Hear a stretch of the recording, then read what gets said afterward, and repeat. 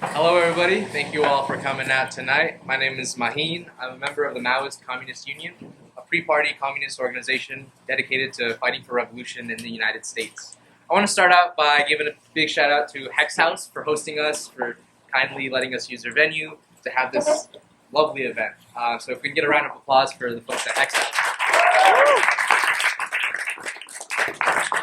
Definitely check out their Instagram socials. They hosted the Comrades from Art for the People, where they had a Palestine art show and open mic. So there's a lot more events to come here at Hex House. So yeah. In preparing for the introductory remarks for this event, I was stressing. I was like, oh my god, what am I going to talk about? I got to introduce MCU. I got to talk about our organization, what communism is, and our aims, and also this stuff about Communist Party. But then I was like, wait, hold on. Don't need to stress out this much. A lot of that material we have available on our website. There's a lot of documents that we've written about this. We also have a good deal of comrades in here that can break down a lot of the things that we're going to touch on tonight, and also the generals of what it is we're doing as an organization and what communists should be doing today in the United States. And we also have the classics, Marx, Lenin, and Mao, and a lot of other revolutionaries to read from and understand the significance of what we're aiming to do as communists. Tonight I want to start my introductory remarks more so talking about Zohran and this event. Zohran, this past summer, kind of took the country by storm. He got elected as the socialist mayor of New York City. Everyone's talking about it. Got the primary. Oh, sorry, not primary, but almost to the mayoral election, or mayoral seat. Everyone has an opinion on Zohran. From your right-wing Republican uncle who's posting on Facebook saying that the commies are going to take over the United States, to your leftist activist friends who are in the PSL and DSA and talking about, oh, you know what, maybe this Zohran guy's, he's promoting some good stuff. He's talking about socialism. So everyone's got an opinion on him. Even those socialists and communists and Marxists. And for us Maoists today, this is significant, especially since we want to make revolution. Our ultimate aim is a communist society. We want to realize a society without the existence of classes, and where we've struggled to abolish those classes. And part of that, part of that long road ahead, we need to build a communist party. We need to win over those forces that want to actually make that happen. And those right now are people that are interested in socialism, are interested in communism, are interested in Marxism. So if that's the case, we should look at what's going on with Zohran. People are saying maybe there's something to it. He's talking about socialism. What is Zohran's politics actually about? How do we understand it? What does he actually represent? Now, with Zohran, so we started looking into it as an organization. Zohran, nice, handsome politician with a good smile, coming out from the DSA saying, we're going to make New York City affordable. It sounds pretty appealing. So, you look at you start getting into it, and you see, well, he's really no different from AOC. He's really no different from Bernie Sanders, except he's talking about free buses. He's talking about freezing our rent, and there's also the stuff about cheaper groceries and making New York City affordable. Another demand that he's popularized, or he's talked about at least, says that he supports the cause for Palestinian liberation. He stands in solidarity with Palestine. He's also talked about defunding the New York City Police Department. But since his election, he's pretty much walked back a good deal of these initial political positions that got him that victory. He's said he's going to keep Jessica Tisch as the police commissioner. He's going to allow Zionists into his administration as long as they get the work done.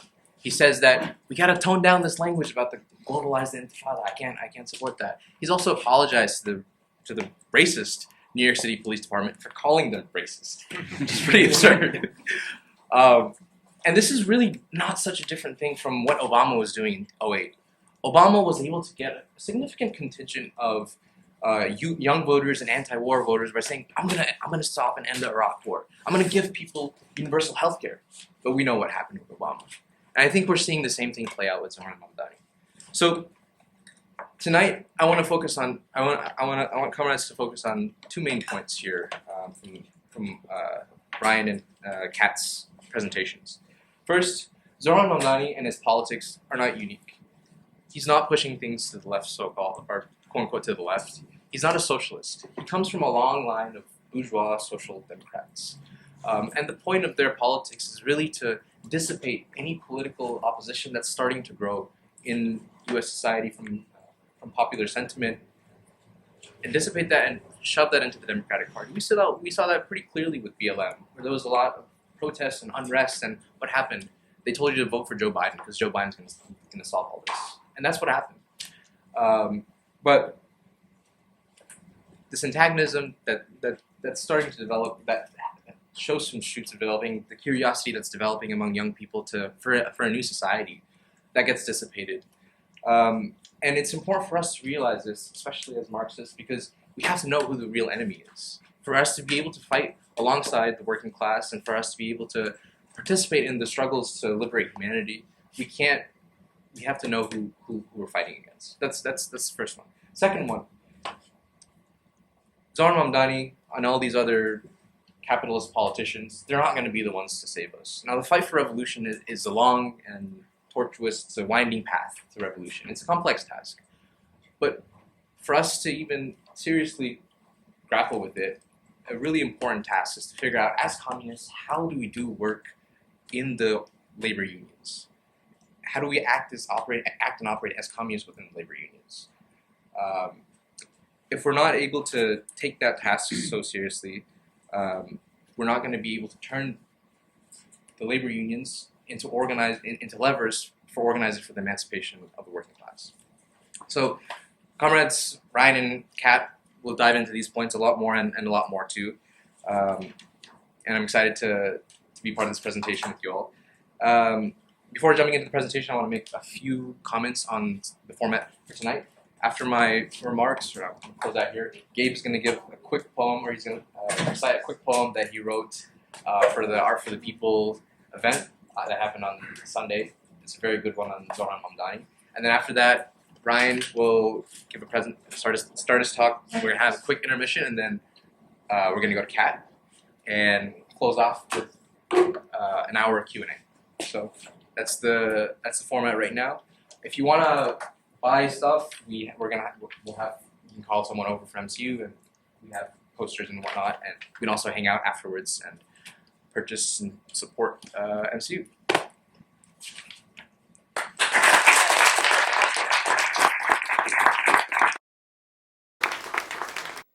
We had an art showcase and an open mic here on Sunday.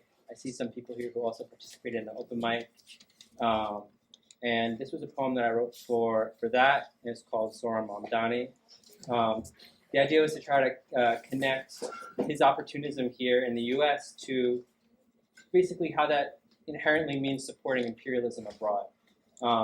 And trying to just get into the psychology of what it requires to convince yourself that it makes sense. So I'll start now. As the rope hugs my neck lovingly, and the sound of cheering or screaming echoes in the distance, a man with a sharp suit and $1 million smile steps out on stage and starts pulling slogans out of his bag. Fast and free. Peace, justice, discounts, savings, international law, satisfaction guaranteed. You can have all this and more if you sign on the dotted line. This time will be different from last time. There is no last time, only now. There's nowhere else, only here. The gallows can work for all, not just the hangman. Yes, we can. Yes, we can. Yes, we can. My vision is blurring as the rope squeezes tighter. And are those strings attached to the lapel of his blazer, or just rays of light caressing his beautiful face and beautiful smile? And who are those people behind him? Not executives from Pfizer, UBS Investment Bank, and the Council on Foreign Relations tugging on his strings. Not strings! Or maybe they are, and that's good. But is that blood dripping from the ceiling, or just ketchup? And what's behind that door? The handle is rattling. He says not to open it. Our focus is New York, the Empire State. And why is he still smiling? Are those his teeth? They're gleaming white, and his suit is freshly pressed, but It's an old suit. Very old. Well, someone else can figure all that out because the rope is getting tighter and the screaming is getting louder as I fall out of this world and into another. The same world. Its hidden side. A world of the past and the future, where our slogans aren't cheap promises made to be broken, but guides for open battle against the owners, where the hands and minds of the organized workers are the source of our strength, and each blow for freedom loosens the shackles of the colonies, where our leaders draw line after line between our suffering and the suffering, the globalized murder headquartered here. And our basis of fellowship is all toilers, not all New Yorkers. Where our aims are more than bread and rent. We want power, all of it, and the knowledge to use it to break all chains. That world has no use for men in old suits who smile for their masters.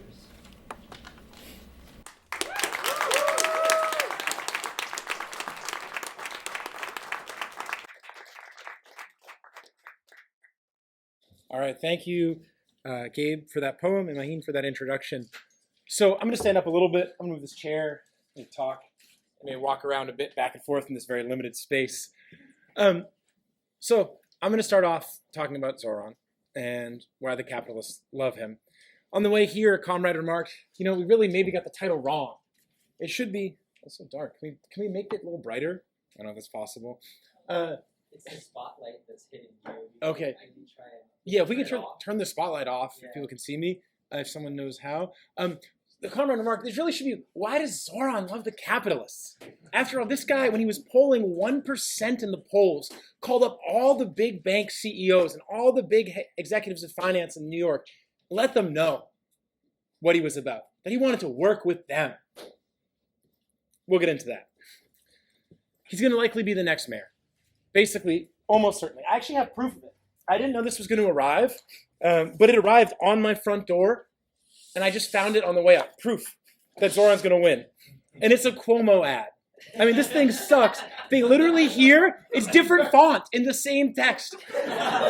Experience over experiments. Yeah, experience like killing seniors in nursing homes, like sexually harassing his staff, like just grandstanding and trying to use COVID to make himself president. I guess, his grandfather, there's a bridge named after him. I mean, but his campaign is such a joke. It's proof Zohran's going to win. And the dangerous thing about it, and the dangerous thing about Zohran, is that he's really, in a certain sense, the culmination of a long-standing pattern in American advertising. And that's really a big part of what his campaign is. Very sleekly marketed. Obama did the same thing. This is kind of updated for Instagram Reels and TikTok with Zohran. It's great. You can make yourself against anything. As long as you frame the problem very narrowly, you can make it seem like you're really radical. We see it. Stop and Shop said they're not like the other grocery stores. For those who don't know, Stop and Shop is a chain in New England. Yeah, I'm from Massachusetts. So in New York, you can go through different brands. Or Whole Foods is like, we're different. We want healthy food or whatever. And Zohran's doing that. He's setting himself up against Cuomo. We look at the basics. It's clear. And we'll get into that in a minute. And we'll get into some more heavy stuff in a minute. He's not so different. And we really need to take this seriously, what's happening here, because more and more the Democratic Party are rallying around Zohran. Just a little while ago, our lovely governor, she said, Zohran's victory is going to be the path to the Democrats retaking the country. So they're really seeing this approach with Zohran as the future of the Democratic Party. A few more breadcrumbs for the people, maybe, or maybe just empty promises. We'll see how different Zohran's promises are in a minute. And this could be the way for the Democrats to win back some popularity after, what Trump rightly calls the auto pen presidency, with Biden out to lunch, and then Kamala's disaster of a campaign. Trump obviously is no alternative for the people. But the fact that, he, delusional narcissistic liar who contradicts himself every other sentence, was more popular than anything the Democrats could feel, tells you a lot about what the Democrats are doing right now. And on the national stage, they're hoping notorious fuckboy and sleazebag Gavin Newsom can be the next presidential candidate. So Zohran represents hope. Not for us, not for the people, but for a whole section of the capitalists who, A, want to keep the two-party system going, and B, want the Democrats to win and will hitch their cart to the Democrats. And as people probably know, but maybe don't, every election cycle, the particular party the capitalists support shifts. The green energy companies, they love the Democrats.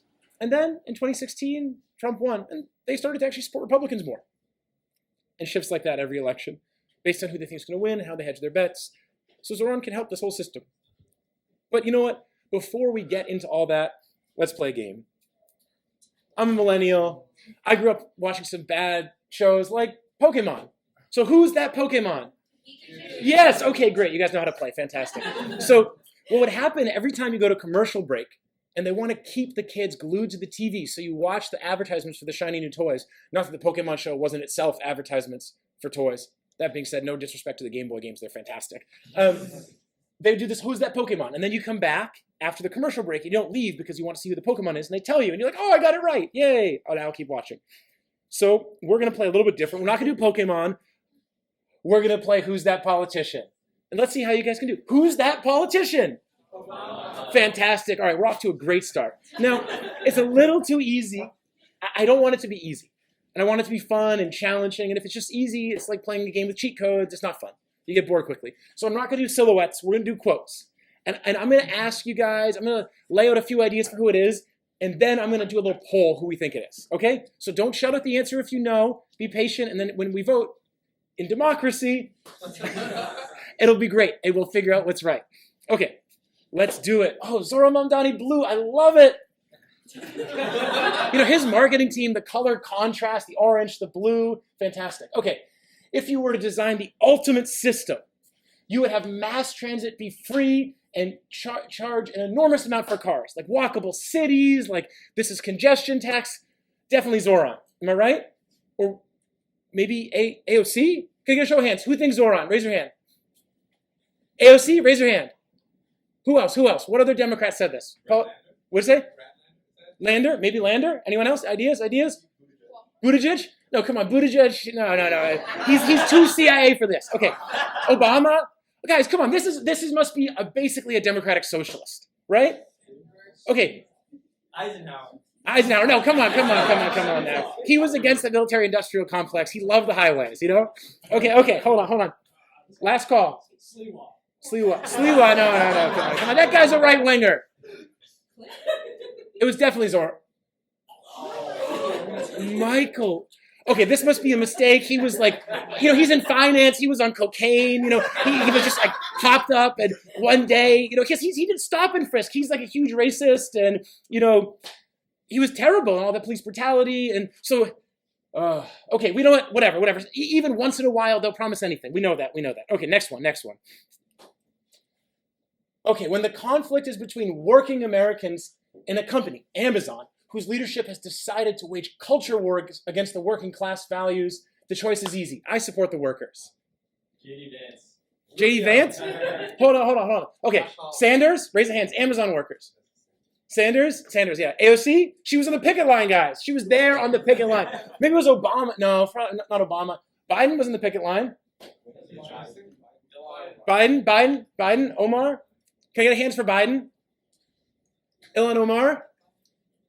All right, I only had one person actually say it.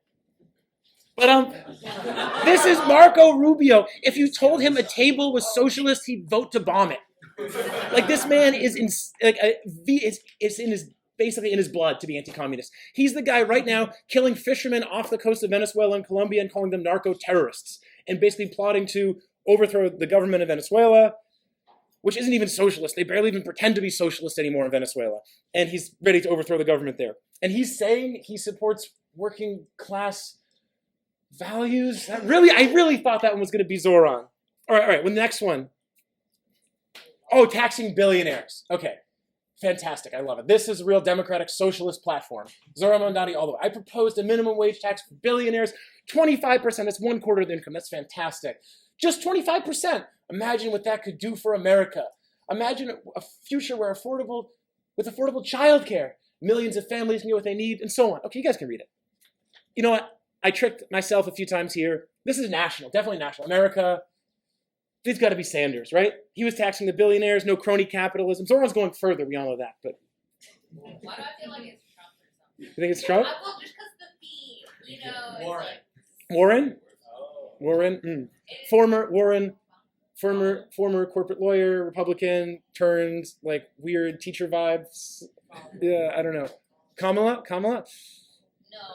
No, you guys probably don't remember this because he doesn't remember it. It was Joe Biden. It is State of the Union. I urge you, just as a little like, go back, read the articles. They said he was like FDR, like David Brooks, New York Times, like he's so amazing. And then take away the Democrats clapping the clap track they did and watch him do that speech without that. He can't form a sentence. Anyways, okay. Well, this next one, okay. The truth is, people can't afford to have a family. Families can't support themselves. This is affordability. This is Zohran's message. I can see it already. I mean, if you're pro-family, as I am, if you're a populist, if you're pro-worker, you've got to do something for working people. No, I know this one was Zohran because remember when J.D. Vance said all that fucked up shit about him? And he like clapped back at J.D. Vance, like classic Zohran style, Instagram reel ready, TikTok, owned him, and was like, you say you're a populist, but I'm for the workers, right? Gotta be. Yeah, no, it's gotta be. Josh Hawley. Republican. Okay, so you guys got what I'm going for here. We're going to go more down the doublethink justification in a minute. But look, these politicians, they can promise anything. Bloomberg's talking about free transit back in 2007. Obama promised us the Affordable Care Act. He promised us free health care. We got the fucking Affordable Care Act, which was a massive subsidy to the pharmaceutical companies and the insurance companies. Politicians, over and over and over again, have promised us so much and delivered nothing. They can talk about socialism or working class values or any of the like, fighting corporations. But it doesn't actually mean anything. These are, I think we can all agree, except for maybe some people who have some delusions about, Joe Biden, crime bill Joe Biden, very reactionary people. And yet they're saying lots of progressive sounding things. Now, if we read between the lines, we can see a bit more. And if we read the rest of what they say, we can see it sucks. But these sound bites, this is what politicians do. They're literally trained to do this. Okay, but you know what? Forget all that, because Zohran's different. Like Gabe said, yes, we can. I mean, that was Obama who said that. This time it's different, I swear. Let's keep going. I think we can find some proof that Zohran's better. It was mentioned earlier, his tweets. And if you go back, look at Zohran. He was, in 2020, George Floyd, he was really brave. What'd he say? I mean, this is classic Zohran Mamdani. This is the politician we know and love, the hope we have.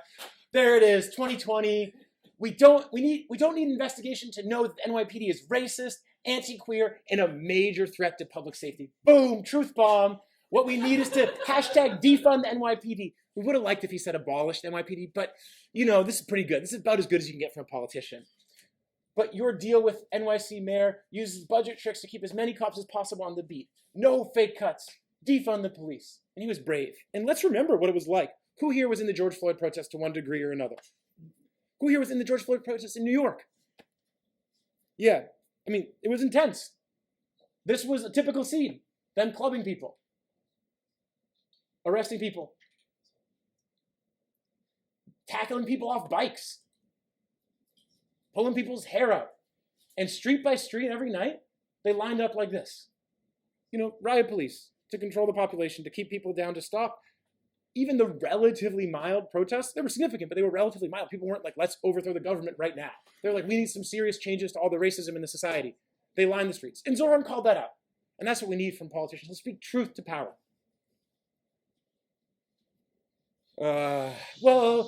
This was like Bangladeshi cop got shot and like he went to support one and it's kind of like a photo op, but guys, he really cares. Let's look at that tweet. Look at that tweet. I mean, come on, like who would say that? And okay, this is one bad photo, but like, remember his other tweets? He's so funny on Twitter. Remember what he said? Nature is healing. He's mocking the cop, crying, like, oh, he's owning them. Or maybe he's saying like, they're crying because they feel bad about racism, whatever. It's good enough. It's good enough. It's better than Obama. It's better than Bernie, I think. It's better than AOC, right? Oh, right. And no, this isn't him supporting the police. I swear. What is it, guys? He's saying that they have a critical role to play, like the Marxist or socialist analysis that he knows. Like the police are an essential force to protect the capitalist state, and they came from slave catchers, and they will uphold white supremacy and stop and frisk and systematic, mass incarceration. And that's what he's saying here. That's why he's saying they have a critical role to play. I'll apologize to police officers right here because this is the apology I've been sharing with many rank and file officers. I apologize because of the fact that I'm looking to work with these officers And I know that these officers, these men and women who serve in the NYPD, they put their lives on the line every single day. This is his public apology to the cops. This was recent. I mean, you got to double think a lot to pretend like this guy isn't already telling you what he's about. But this was a nice little stunt during the hiatus and protests. And this is what he's going to do. Spineless before he even steps in office. We saw this with AOC before. She came out in her primary real strong around Palestine. She beat the Democrat before she was even elected when she was first running. She was like, oh, that issue's too complicated. I don't know about it. I can't say anything about it. And then what has she done time and time again? Support more funding for Israel. Justify in one way or another and help in one way or another the genocide without making it so obvious what she's doing, but really it's pretty fucking blatant. And, you know, who here sees the cops putting their lives on the line every day? Anyone? I don't know about y'all, but when I go around in New York, this is what I see. Cops on their phones in the subway, cops harassing someone, cops sitting in a car watching porn. Not kidding, that's like a normal thing they do. They always get caught doing it and then nothing happens. And this is like I'd rather see them doing this than putting their lives on the line by clubbing the shit out of someone. And also, let's be real, Zohran, like basic statistics, where do cops stand in terms of risk? I mean, fishermen, garbage collectors, he's not talking about garbage collectors put in line, taxi drivers and chauffeurs, that's Uber drivers, then police officers, slightly more dangerous than being an umpire in baseball. Slightly more dangerous, okay, guys? And you get paid a bit more. I mean, like realistically, I think that's about like, maybe 8 times as dangerous as being in finance. I have a lot of cocaine in finance, you know, heart attacks. Okay. This is fucking bullshit. Let's just be real. If this guy's putting this garbage forward, we know where he stands. And what's the NYPD? Okay, and here, let's be real, is the most damning one. And so one of my focus was, how do we deliver that justice? And now, what I know, having represented 100,000 people in Western Queens, is that to deliver that justice, you also have to deliver that safety. And that means representing the men and women in the NYPD. 5 years from more police doesn't make our streets safe to you got to represent the NYPD to keep us safe. You get no justice, no peace to justice and peace through safety, through cops and more cops. He's not hiding it. It's only, I mean, you look at his Instagram and don't pay attention to what else he says, maybe you believe it, but you literally have to pull the wool over your own eyes to believe this stuff. And who's he keeping on? He's promised to keep her on. Oh, just the commissioner of the NYPD, who happens to be from, what is it, the 48th richest family in the US or something like that. And here's her tweet. Okay, first of all, before we get into her tweet, let's just back up. What has she done? She's overseen the massive expansion of AI and facial recognition software, even illegally beyond the very paper-thin laws that exist for the NYPD around this stuff, to surveil protesters. She's brutally cracked down on the protests around Palestine, especially on the campuses, but not just there.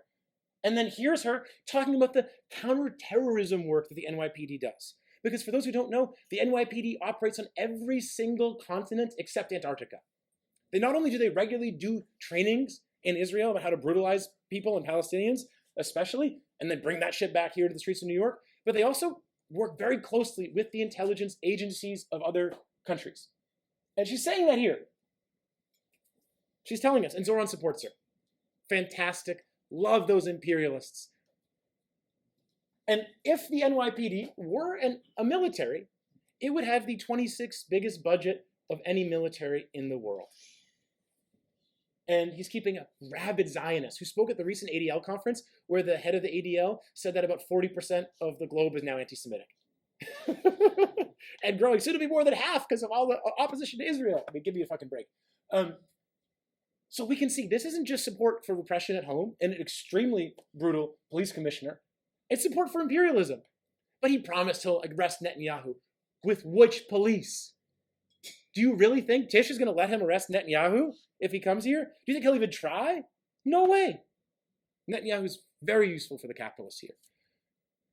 So this tells us a lot about what Zohran's about. And for those who think, oh, those of us who canvass for him, you know, we can hold him to account, or us in DSA, or whatever, we can hold him to account. Really?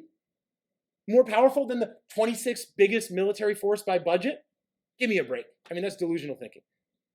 And let's be real, unfortunately, a lot on the US left are saying, to put it directly, and they put it more blunt in this, shut the fuck up and stop criticizing Zohran. It's not our place to criticize. Don't criticize imperialism. Don't criticize saying more police means justice and safety.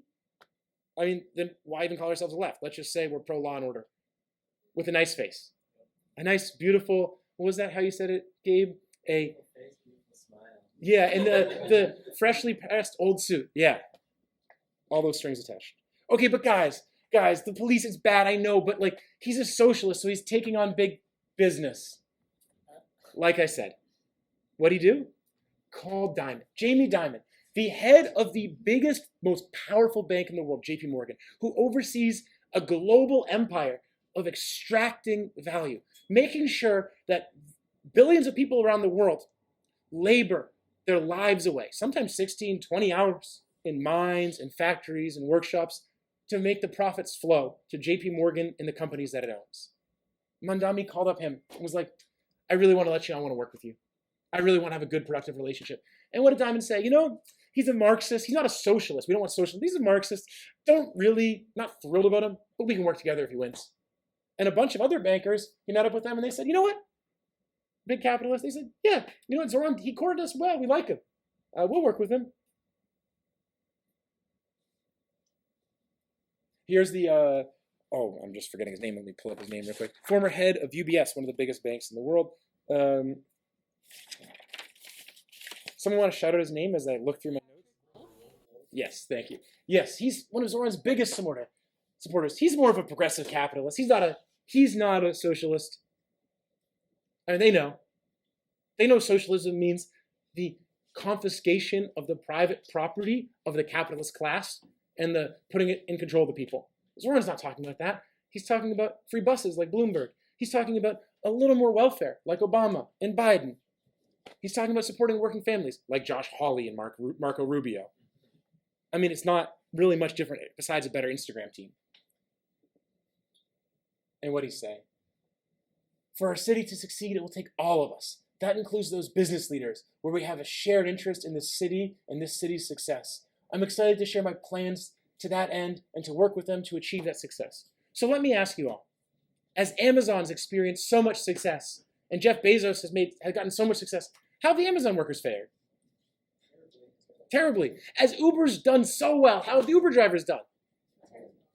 As McDonald's became a blue chip company, a foundation of any good investment portfolio in the American economy, how do the McDonald's workers do? Still exploiting. You'll see the pattern here. There's class antagonisms. Doing well for the billionaires and the business interests is the opposite of doing well for the workers. Cover that over. We're all New Yorkers. We'll do well for all of us. The city's success. How is it for the average person in New York right now? Very hard. It's the most expensive city or second most expensive city in the country consistently. Groceries are extremely expensive. I saw a huge finance guy, Ray Dalio. He recently said there's basically two economies in the US. There's everyone involved in around the AI bubble and everything else. And for everything else, it's really not working well. Now, Dalio, he's a billionaire. He's a capitalist. He's very concerned about this. And what is he saying? If this issue isn't addressed, we could have revolution. Charlie Kirk and Tucker Carlson. Charlie Kirk's dead now, probably killed by Netanyahu. He issued 2 public denials, so that's how you know. And Tucker Carlson, what do they say their mission is? To prevent a revolution. Do you think that the ruling class is so stupid as to only try to prevent a revolution through appealing to people on the right? No, they need appeals on the left. Guys, don't worry, Obama's coming in. And okay, but isn't there anything redeeming about Zohran? I mean, okay, yeah, all these things, it's true, he's not so good, but I've heard some people argue Marxist even.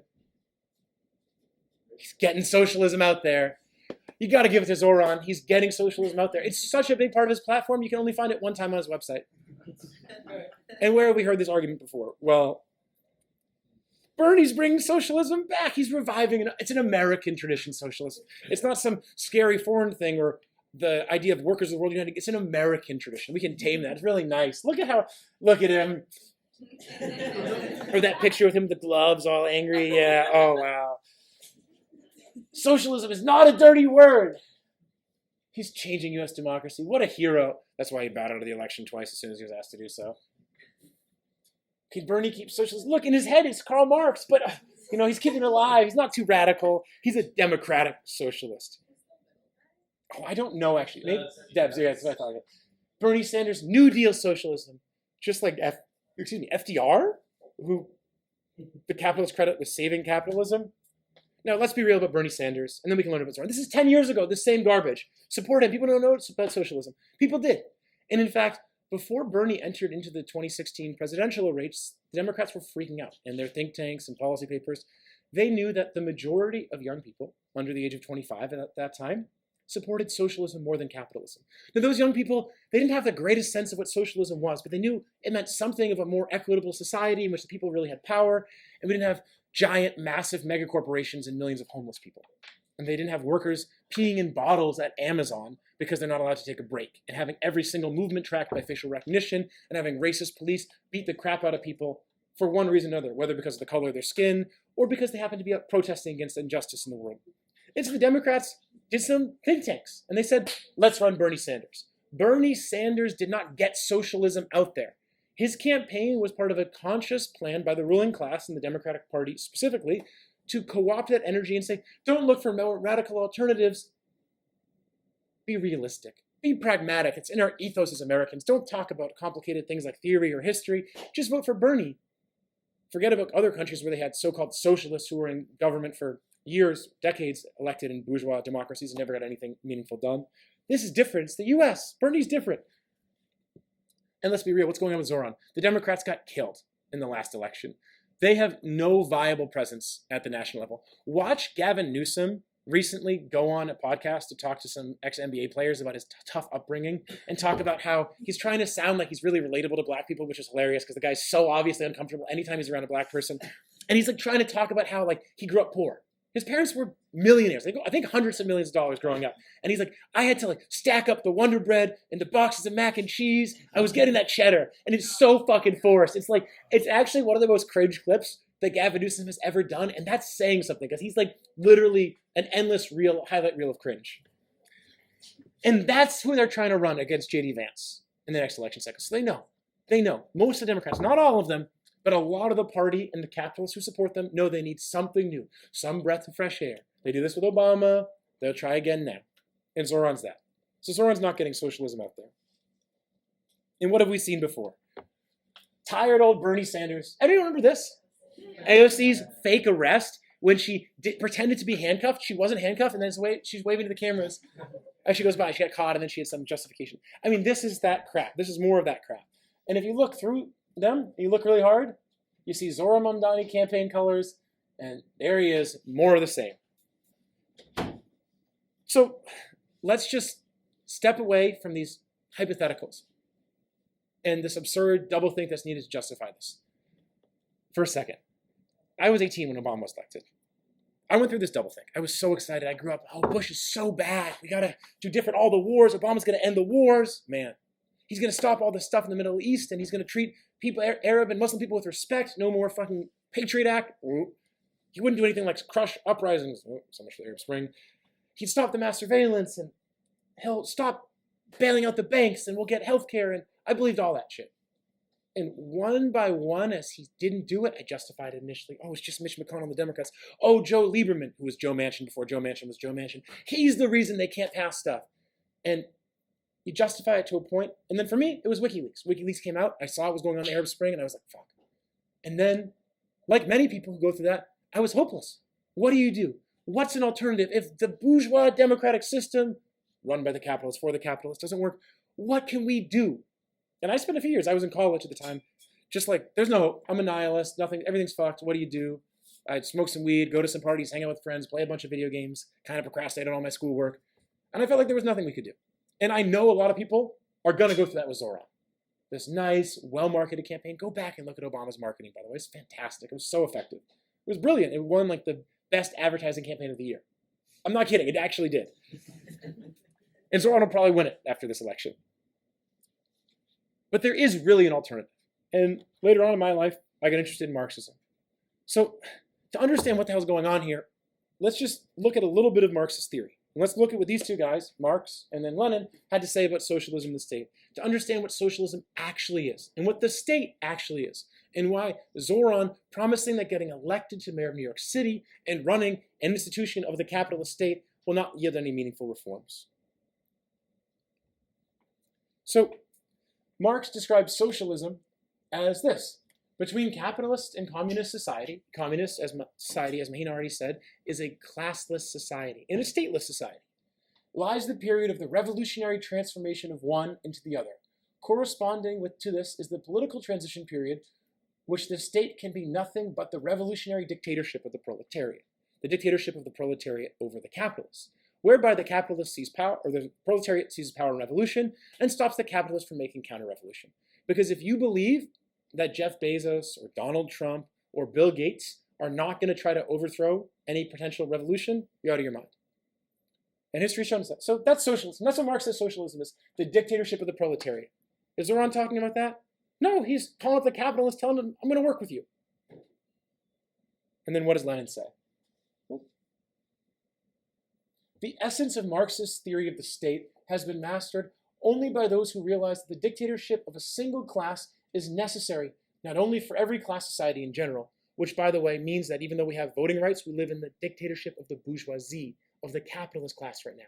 Because can you really vote on changing wages? Can you really vote on addressing the issues in housing? No. We have all these dead-end measures that housing prices keep rising, wages keep falling in real terms, etc. Can you vote to kick out your boss out and have the workers run the company? No. And if you try to do that, what happens? The man comes to get you and takes you away. NYPD, courtesy of Tisch, Zohran's police commissioner. Okay, not only every class society in general, not only for the proletariat, which has overthrown the bourgeoisie, but also for the entire historical period which separates capitalism from classless society, from communism. Bourgeois states are the most varied in form, but their essence is the same. All these states, whatever their form, parliamentary democracy, unicameral republic, fascist dictatorship, etc., whatever their form, in the final analysis are inevitably the dictatorship of the bourgeoisie. The transition from capitalism to communism is certainly bound to yield a tremendous abundance and variety of political forms, but the essence will inevitably be the same, the dictatorship of the proletariat. That doesn't mean people don't have rights. That means that the proletariat as a class is in power and suppresses the capitalists and prevents counter-revolution and prevents foreign invasion. After the Russian Revolution, for example, all those countries that were fighting World War I, they stopped fighting. Now, previously, before the Russian Revolution, they were predicting victory in terms of birth rates, meaning that Germany was thinking, we'll beat France eventually because we have a slightly higher birth rate. So 20 years from now, we'll advance the trenches to Paris and take Paris. That was the logic they were operating by. Revolution happens in Russia, what do? Sign a bunch of peace treaties, jointly invade Russia. The Russian Revolution, they repelled this invasion, and they established the world's first socialist country. But you got to be delusional to think that the capitalists will ever elect someone or let someone get elected in their country where they control the repressive apparatus, where they're bombing people left and right around the world, doing military operations in hundreds of countries. They'll let a real socialist get elected and make real changes that undermine the power of the capitalists? No way. You need a revolution for that. And so if you're a Marxist, what you do is you organize for revolution. Does this mean you don't care about elections at all? No. Let's talk about what Lenin said about elections. This is a very interesting quote Lenin has from left-wing communism. And actually, in the last month, a few months, I've seen a lot of people pulling this quote out to say, see, Lenin said you had to care about elections, vote for Zohran. Because Zohran, he's really going to help the free buses. You're so privileged and entitled to not support free buses. I mean, let's be real. A lot of times, you just walk in the bus for free anyways, but that's a whole separate story. Especially the select bus service that he's going to make free. Okay. Lenin on bourgeois elections. Even if only for a fairly large minority of the industrial workers, and not millions and legions, follow the lead of the Catholic clergy, and a similar minority of rural workers follow the lead of the landowners and the kulaks, the rich peasants. It undoubtedly signifies that parliamentarianism in Germany has not yet politically outlived itself. He's saying, look, the workers, even if it's still a minority, still a lot of them believe in voting. They still believe in the elections. And in the struggle on the parliamentary, that participation in parliamentary elections and in the struggle on the parliamentary rostrum is obligatory on the party of the revolutionary proletariat, specifically for the purpose of educating the backward strata of its own class, and for the purpose of awakening and enlightening the undeveloped and downtrodden ignorant rural masses. While you lack the strength to do away with the bourgeois parliaments and every other type of reactionary institution, you must work within them, because it is there that you will still find workers who are duped by the priests and stultified by the conditions of rural life. Otherwise, you risk turning into nothing but windbags. Now, I've seen people saying this. If you can't read it, it's a lovely papyrus font. Oh, see, Lenin said run in elections. I got this right from Twitter. Now, what is Lenin saying here? He's not saying just support Zohran. He's not saying run in elections. He's saying you have to use the elections as an opportunity. But how? And most people who use this quote or other quotes from Lenin to try to justify supporting Zohran or running candidates and trying to really pass legislation don't know the first thing about what the Bolsheviks actually did and what they advocated. You read the rest of left-wing communism, it's clear. So let's talk about the Bolsheviks' approach to elections. Here is a quote from their tactical line on elections in the Tsarist Duma.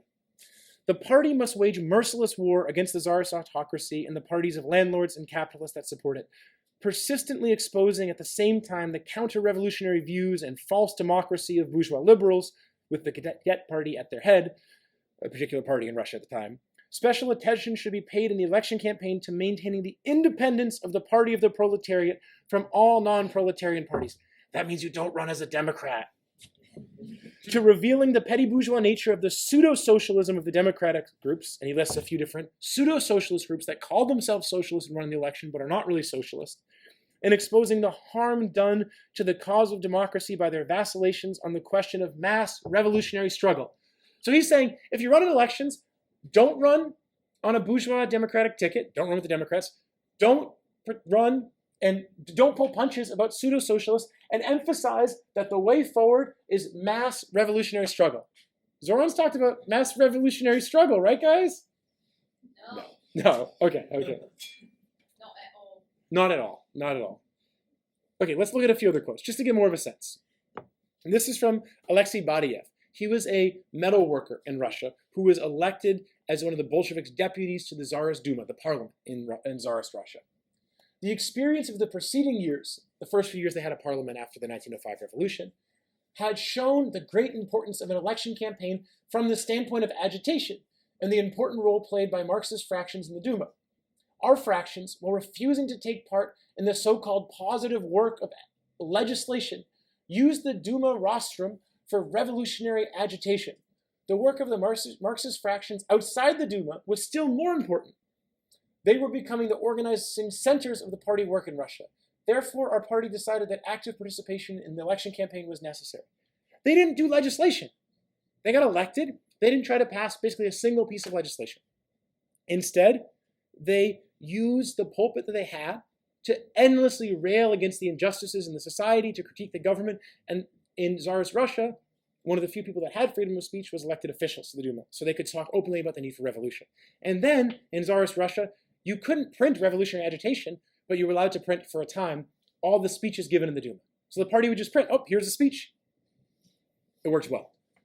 But they would go around and they'd organize, actually really organize, not do some push-ups, like one or two bench press in a random park in New York to show that, you're one man of the people. They'd go and actually organize strikes and other things, do surveys of workers, not for electioneering, but to help organize the working class.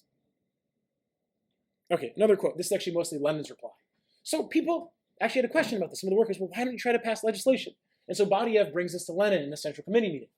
I said to Lenin, but this is not enough. The workers ask, what practical proposals do you make in the Duma? Where are the laws you put forward? Normal sort of question you're going to get if you're a Marxist advocating this approach. Probably people have come across this. Well, you're not being pragmatic. You got to support legislation. It makes a difference in people's lives. Let's be real. How much did Obamacare really make a difference? Nada. Okay. Actually, it was worse because it helped. It was a big hand up to the insurance companies. But okay. Lenin answered with his usual laugh. The Black Hundred Duma, that's a particularly reactionary anti-Semitic party that basically ran the Duma, will never pass any laws which improved a lot of the workers. The task of a workers' deputy is to remind the Black Hundreds day after day that the working class is strong and powerful, and that the day is not far distant when the revolution will break out and sweep away the Black Hundreds and their government. They ran a lot of the pogroms against Jews in Russia. No doubt it is possible to move amendments and even to introduce some bills, but this must only be done in order to expose more effectively the anti-working class nature of the Tsarist regime and to reveal the absolute lack of rights of the exploited workers. This is really what the workers should hear from their deputies. So what's Lenin saying? Yeah, if you have to introduce a bill or two, do it. But be very clear that this bill is not going to pass. And spell out why it's not going to pass. Here's a basic thing. We want an 8-hour workday in Russia. That should be a law. But it's never going to pass because of how corrupt this system is, because of how much it's built for the capitalists, and so on and so forth. In this case of Russia, also for the feudal aristocracy, because they had a czar, an absolute monarch. That's Lenin's advocacy for what the strategy should be. Not call up JP Morgan and say, hey, I want to work with you. One more quote.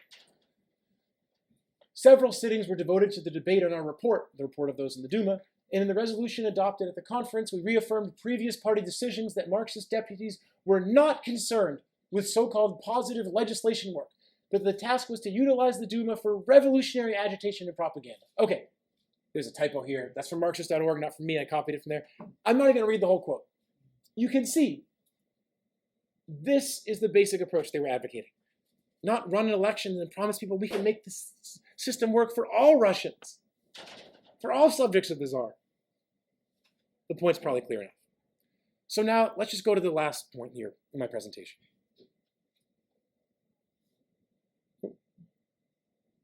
Social democracy, a history of betrayal. Social democrats, it's not well known in the US, the bar's so low here for anti-communism, people believe Denmark's a socialist country. I almost said a Swedish country. It's been a long day. Okay. Social democracy, as a trend, has for over 100 years been an open betrayal of the working class movement. I'm not saying that dramatically. This actually is from a film adaptation from a show, Babylon Berlin. The first 2 seasons are decent. It's a German TV show of Bloody May. This is in 1929 in Germany, Social Democrats, they won the elections. They ran the government. They were in power. They'd been in power for a while.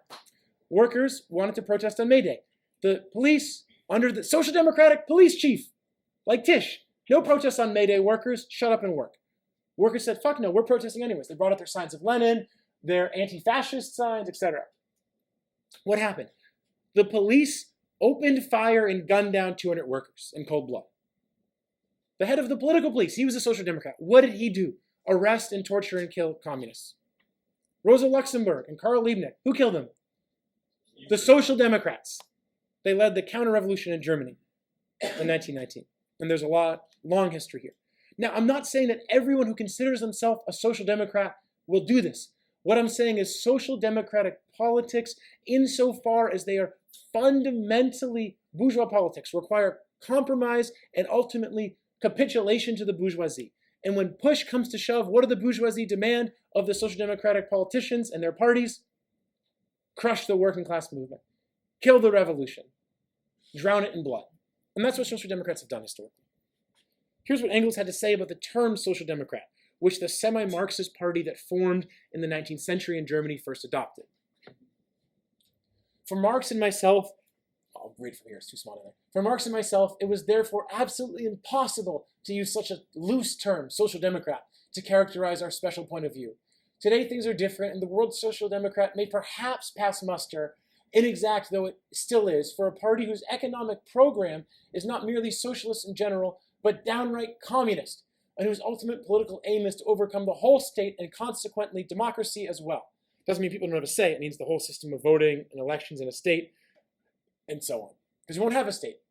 The names of real political parties, however, are never wholly appropriate, and the party develops while the name stays. Okay, so what's Engels saying? Look, when the party adopted the name Social Democrat, it didn't really fit. It's kind of okay, but it's really not such a great name. Engels tried for the last years of his life to convince the party, the Social Democratic Party in Germany, and the revolutionary wing within it to split off. He told them, eventually you'll have a split with the reactionary wing, because you have people in here who support capitalism. If you don't leave them, if you don't get your political independence, they'll stifle you. And guess what happened? In the end, they stifled them. Engels didn't live to see the day. He died before then. But when a real revolutionary situation came around, the left, the actual Marxists, the actual communists, were not prepared. They were not organized and they were not ready because they were still tailing behind people who called themselves social democrats but supported the World War I, and ultimately led the counter-revolution. And what did Lenin say? Instead of social democracy, whose official leaders throughout the world have betrayed socialism. This is in 1917. This isn't after Bloody May. This is 1917. Whose official leaders throughout the world have betrayed socialism and deserted to the bourgeoisie, the defenseless and their vacillating Kotskyites, we must call ourselves the Communist Party. Lenin said over 100 years ago, social democrats have betrayed the people. And where does the betrayal lead? Zohran doesn't really say he's a socialist at this point. Who says he's a socialist? Well, some people in DSA. But open up any piece of right-wing media. Socialist Zohran Mamdani. Socialist Zohran Mamdani. Socialist AOC. Even they say socialist Joe Biden or Obama. But getting socialism out there in this way, when you're just going to cut more deals for the capitalists, and when all the problems that inevitably arise under capitalism, like shortly after Bloody May, the Great Depression, happened, what happens then? The masses of people, they blame the so-called socialists who are in office. And where do they look? They look to the far right, who's been critiquing these socialists for their corruption, so-called socialists, for their corruption, for their hypocrisy, for their dead-end social programs that don't address any of the basic needs of the masses. What do people say? Well, we tried that socialism thing, we need something else. And we're already seeing, we're not living under fascism. We couldn't have this event publicly if we were, but we're already seeing the embryonic forms of that emerging in the far right in the US. Now look, in 1929, there wasn't an economic collapse in the USSR because they actually had socialism and they weren't subject to the ups and downs of the capitalist market. But when there was in Germany, the Social Democrats collapsed in popularity. And what did they do? What did the Social Democrats do in 1919 or 1929? They cut unemployment insurance after the Great Depression started. And what do people say? What the fuck? You're the Social Democrats. It's the worst economic crisis in the history of capitalism. And now we don't even get unemployment? People are starving in the streets. And then who came along? The Nazis. And they said, we know the problem. We'll restore dignity to the German workers by driving out the Jews and the gays and the communists and everyone else and we know the rest from there. And this is the real danger of Social Democrats, or one of the real dangers, is that they leave open the door, not consciously, not because they themselves are fascists, but they leave open the door to this sort of response. And of course, the counter-revolution and the bloody suppression of workers, that's a pretty big danger too. But we need to be square that if we actually want to make revolution, if we actually want to change the world, we can't tail Zohran. We can't tail the latest branded, ready for TikTok thing. I was going to use more decisive words, I know, like piece of garbage politician the Democrats throw at us. We need to get organized here and now as communists with political independence and promote the independence of the working class. Teach the workers that these are two capitalist parties and we need something different. And that's where I'll end it.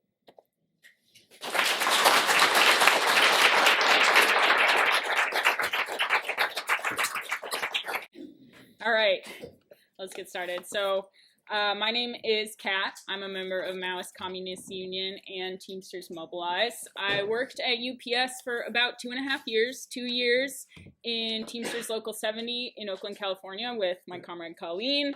We worked at the airport. We were shop stewards. It was pretty badass. Then I transferred to Miami, Florida. I was a member of Teamsters Local 769, SoFlo. And I worked there for about 3 months, and then I got laid off.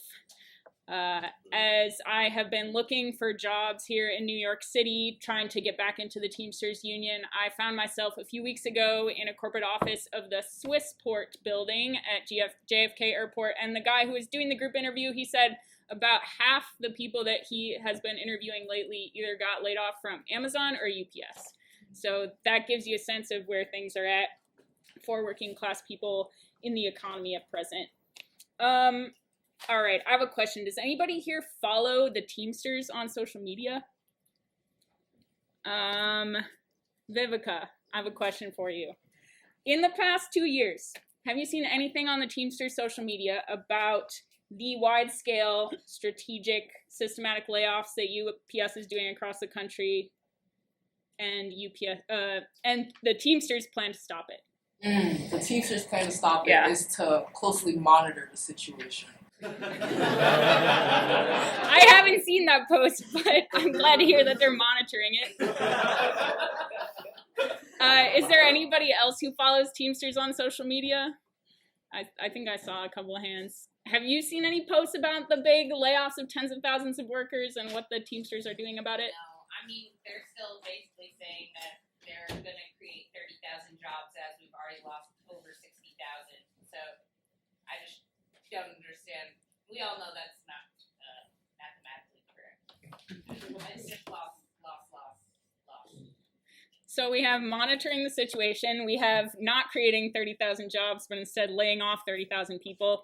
I myself have not seen too much about, especially layoffs of part-time workers at UPS. So we're going to take this information, place it to the side, and come back to it later on in the presentation to try to make sense of what we're trying to do in Teamsters, Mobilize, and MCU and the labor unions more broadly. But before we get to that, I want to lay out a roadmap of where we're headed today. So I'm going to give a general overview of Teamsters Mobilize, where and how it started, what we're trying to do, and what we're fighting for. Number two, I'm going to zoom out and try to address more generally the question of what is the relationship between communists and the working class movement. And in so doing, I want us to begin to build out a positive vision of what it looks like to build a revolutionary working class movement here and across the world to smash this old capitalist system and start to build a whole new society. And then finally, we are going to circle back to the Zohran question. That is the theme of the evening. Ryan just talked a good amount about Zohran, so I figured we can stray from that theme for a little bit, but we do want people to come away with not only the understanding of, damn, voting for Zohran isn't the way forward after all, but also, damn, there is a way forward. That way forward is the international proletarian revolutionary movement guided by Marxism. And all of us can play a concrete role in supporting and building that movement, and we can start now. So,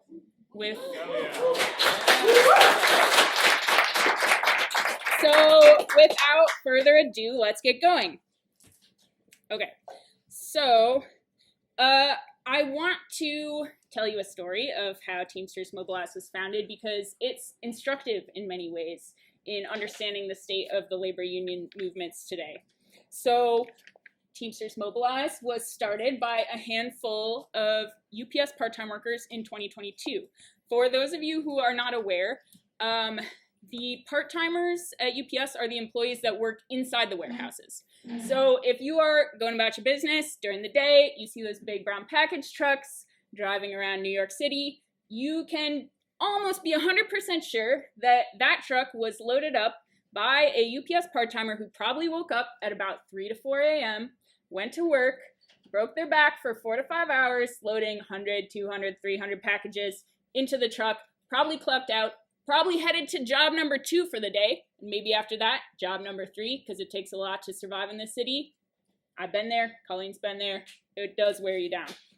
And you're saying the drivers are full-time generally? The drivers are full-time, the part-timers are the ones who load and unload the trucks, especially at the beginning and the end of the day. And then they will try, there are full-timers who work inside the building, and that's something that we actually try to fight for, and people have been part-timers for like 20-something years, trying to get these full-time positions inside, and they might get them for a bit, but as what's happening right now, a lot of full-timers who have spent 15 or 20 years doing so, now are on like split shifts, which is essentially just 2 part-time jobs, so they might work that graveyard shift, but then they're also working another 5-hour shift at an odd hour, sleeping in their cars. I have coworkers who've lost like 25 pounds. They don't have any family time, so it is something that is like a carrot that is hung Yeah, I in was front of going the to use that inside analogy workers. too, yeah. And then that's a big thing that the Teamsters are trying to ride on, is that they will do that. Yeah. It doesn't work. It's not so much playing out at the moment. So anyway, a handful of UPS part-timers got together at the 2022 convention for the Reform Caucus in the Teamsters Union. It's called Teamsters for a Democratic Union. They got together at the convention and they worked on writing up a resolution putting forward that TDU, Teamsters for a Democratic Union, our Reform Caucus, should organize a working group focused specifically on UPS part-timer issues. And to give a little context of why such a thing might make sense, the UPS part-timers are the largest classification under a single bargaining unit nationwide in the Teamsters Union, and they are also one of the most exploited sections of the workforce in the Teamsters Union. When these comrades brought their resolution to the floor at the TDU convention, what do you think the TDU leadership said? Could I get a guess? I see a thumbs down. You're right, Tommy. They said no. And what they said to explain this is that the reason why we cannot and will not form a working group around UPS part-timer issues is because that would divide the rank and file workforce at UPS.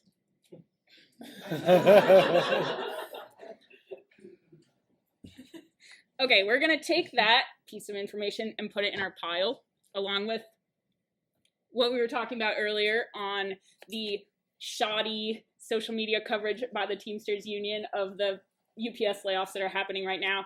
And we're starting to cultivate a pile of raw material with which we are going to develop our understanding of the current labor union movement and our efforts to develop a militant left-wing fighting force within it.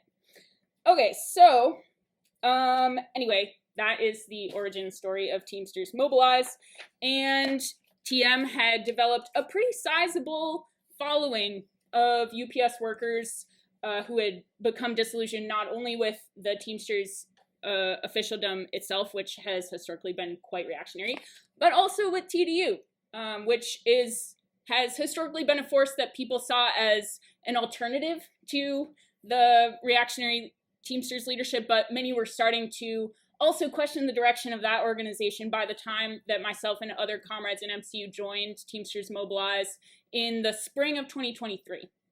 And during that period of time, we were starting to get ready for the national bargaining around the UPS Teamsters agreement that was about to expire. They only expire every 5 years. So it's kind of a big deal when the contract is up for negotiation again. And this is not a presentation all about the 2023 UPS Teamsters National Agreement, although there could be an hour-long presentation about it. But in brief, it was a terrible contract. I would like to name just a few aspects of this contract. First of all, it did absolutely nothing to preempt the building automations and closures that UPS had already made clear in public they were going to carry out over the next 5 years. It swapped out an old tier system amongst the driver classification at UPS for a new tier system amongst the part-timer classification at UPS. By tier system, I mean provisions in the contract where the same two workers could be doing the same work, but for very different wages. So it's a way for the company to save money.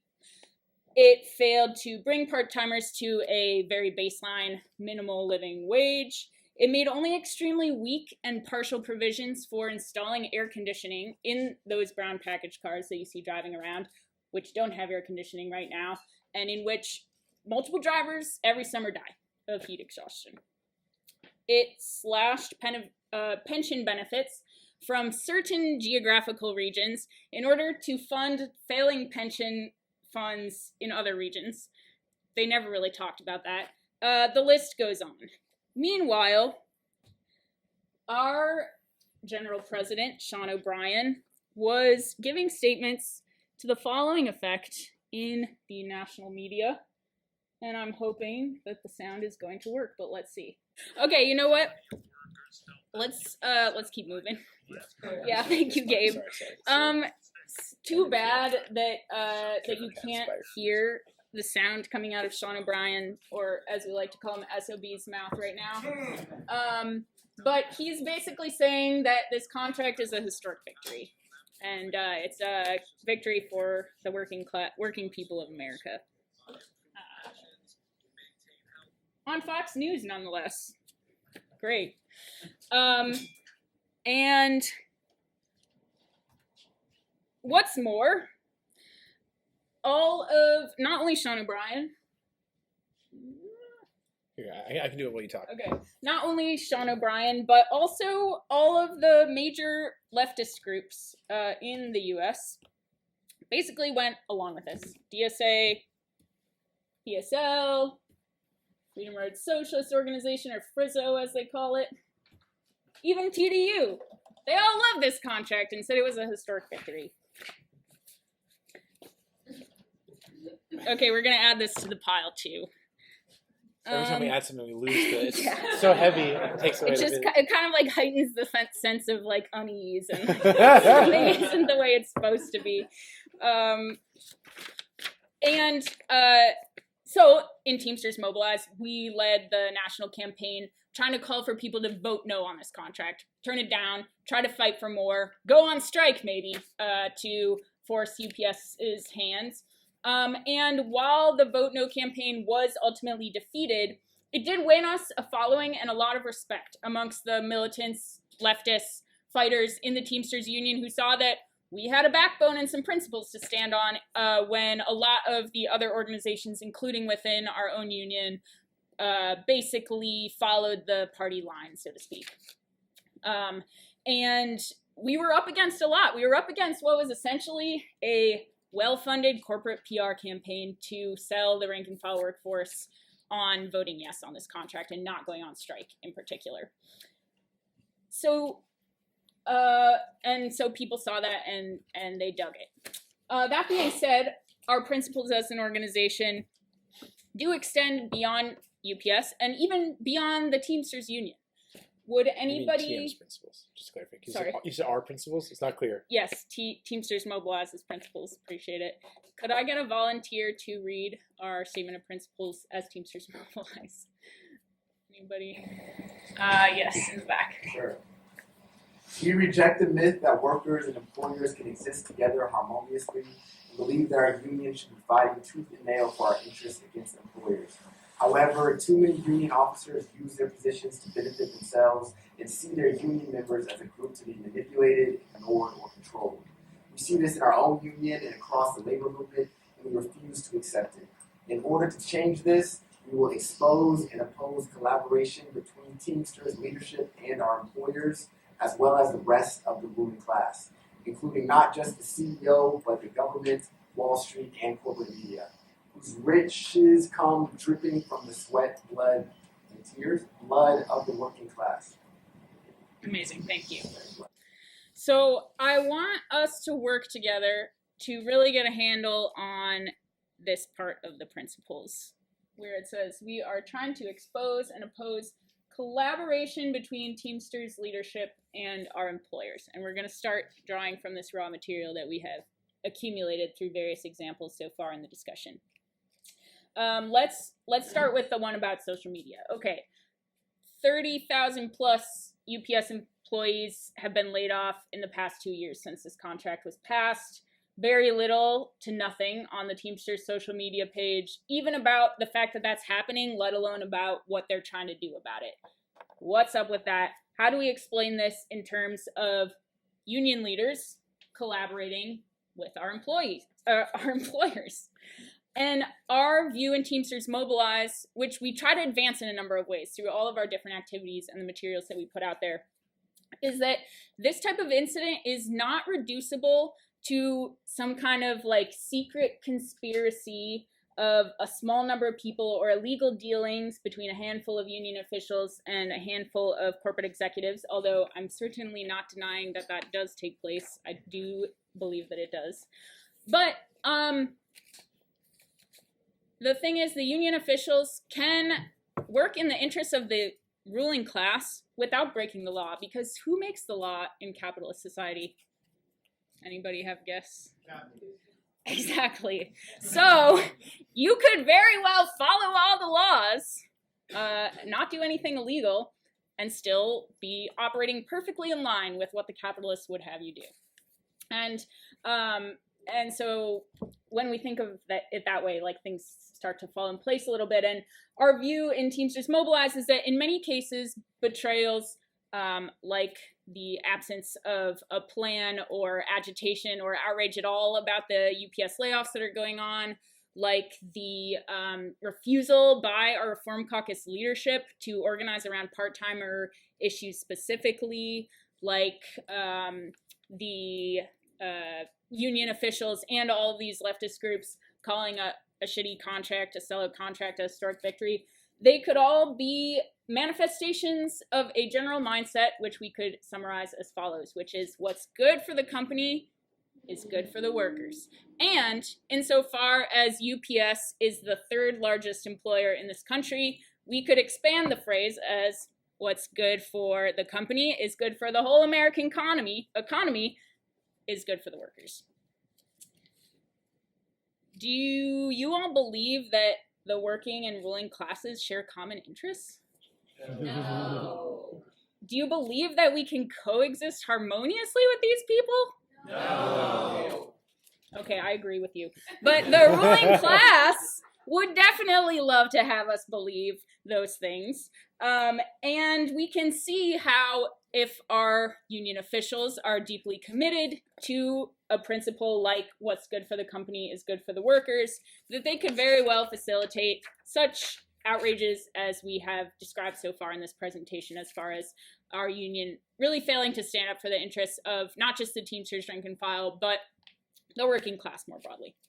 So in TM, we see a major task of ours right now as being fighting against the pro-capitalist forces that are inside of our union by explaining and clarifying, especially to our brothers and sisters who are the most active militant fighters in the union, where and how is capitalist logic in command of our union, and what are the concrete material outcomes of that logic? And this kind of ideological struggle is important because there are a lot of workers in the Teamsters who really want to fight against exploitation and fight against the terrible working conditions that we face on a daily basis. And they see some of this stuff going on and they're like, this doesn't make sense. Something's not adding up. Something isn't right here. Our union is supposed to be the organization that fights for us, that we're fighting within to improve our conditions. But if we get stuck at the level of, well, the problem is just that Sean O'Brien kind of sucks. And maybe we should just vote in a better guy. We're going to be here for a long time. And we can't really afford to do that. We have to find a way out of this rut for ourselves, but also in solidarity with all of the working and oppressed peoples of the world.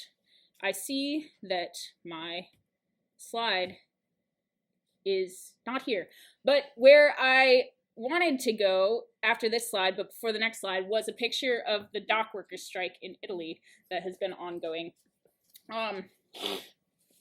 We have to find a way out of the rut. We can't just rely on electing a slightly better union leader. We have to strike the problem at its root of class collaboration, of capitalist forces in command of our union. And to make the case in point here, which I wish I had the picture, but it's okay, you guys, I'm sure that you have all seen pictures in the various news articles of the general strikes happening in Italy right now. So in the US, we've had at this point over 2 years of protests of different kind of adventurous actions led by NGOs, petty bourgeois activist groups, even some really progressive students who mean well and want to stop the genocide that's happening in Gaza. But these actions have basically done nothing to curb the participation and support by imperialists in the US and Europe, especially in Palestine.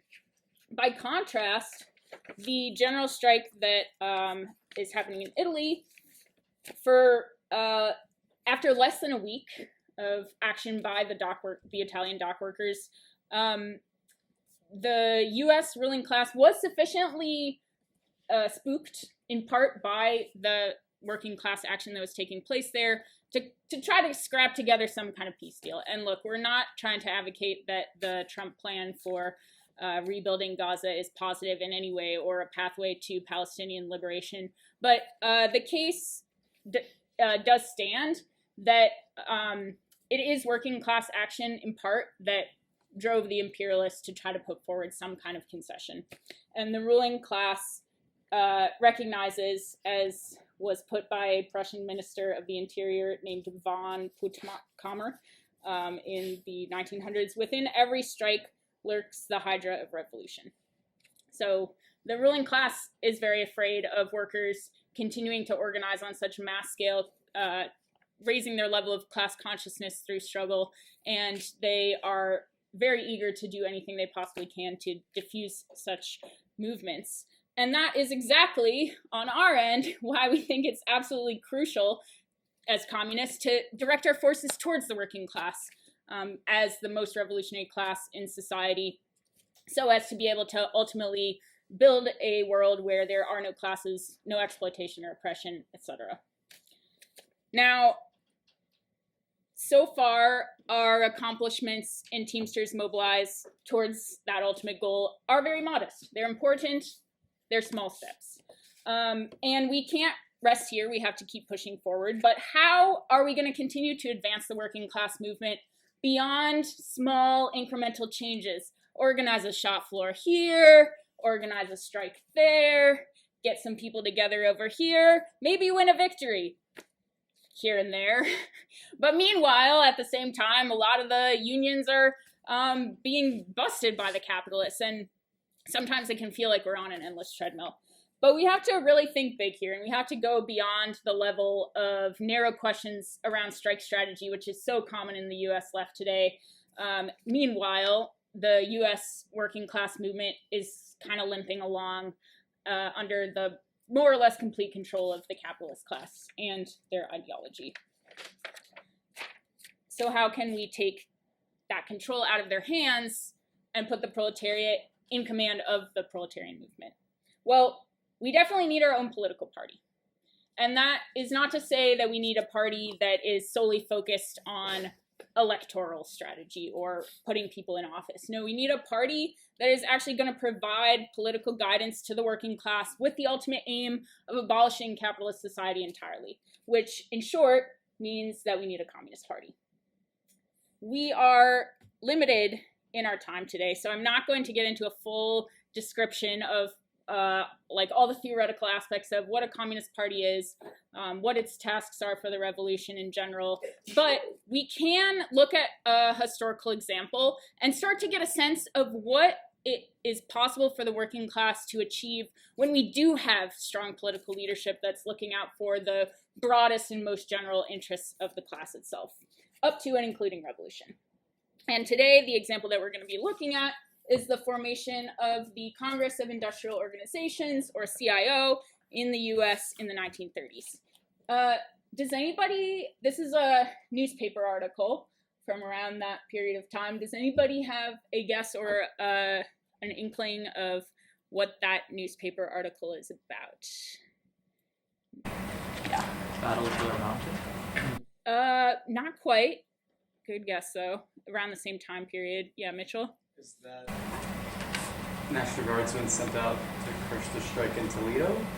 No, but getting warmer. One more guess and then I'll... Strike? Sorry? Pullman strike? No, that was a while earlier. So this article is... Huh? San Francisco? Yes, Yeah. the San Francisco longshoremen's strike, which turned into a general strike all across the San Francisco Bay Area. We'll get there in a second, but I think it's a cool archival piece of history.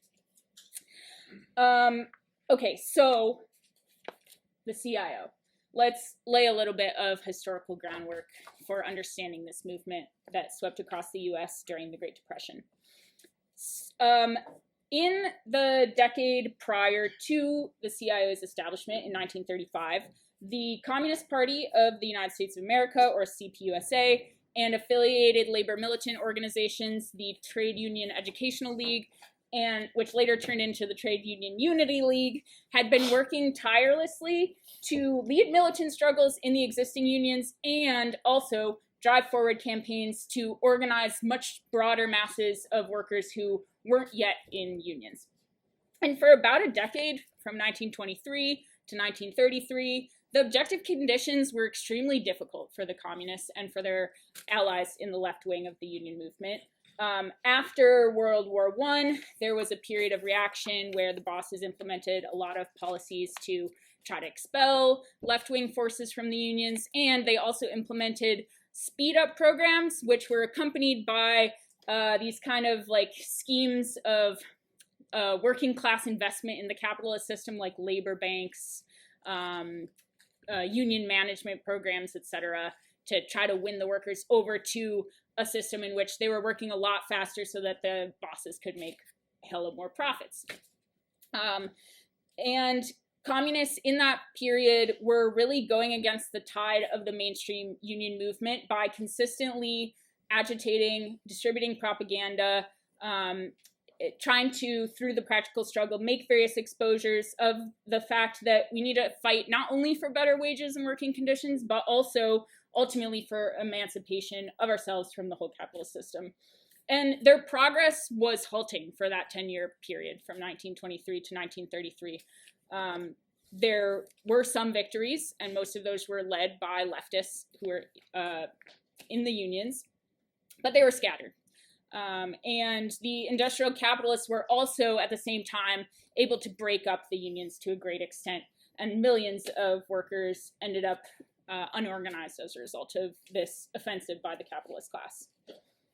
However, by the time that the Depression had entered into its third year, the CPUSA and the TUUL had built up a lot of links across the whole working class movement. So this, was an aspect that maybe wasn't so obviously visible during the previous decade, but was quite important because when in the midst of the Great Depression, workers, especially the lower skilled, lower paid workers in the basic industries, did start to rise up on the heels of 3 years of mass unemployment and literal starvation at a wide scale. The communists were able, in a fairly coordinated fashion, to seize upon those disparate struggles that were starting to bubble up spontaneously, to lend them support and leadership, to unite them under common demands, and to use that momentum, especially, to drive a wedge right down the middle of the bureaucracy of the American Federation of Labor, or the AFL. And that was crucial because then they were able to kind of section off part of the AFL bureaucracy to lend support to the industrial unionization movement in the form especially of monetary resources and more organizing power. And this was key in facilitating the eventual establishment of the CIO and many of the industrial unions that some of which still exist today, such as UAW, United Auto Workers. Just to give a sense of the massive scale of this movement, from 1920 to 1930, the number of workers in unions, period, across the U.S. fell from about 5 million to about 3 million.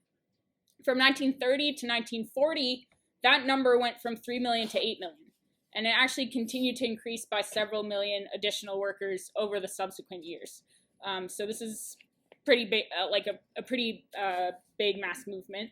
And aside from the quantitative statistics, this movement to organize large industrial unions in the 30s also demonstrated some real breakthroughs on the part of the working class in defying oppressive structures in the capitalist social order, such as racism. So, for example, a central demand of this general strike, led by the longshoremen, in particular communist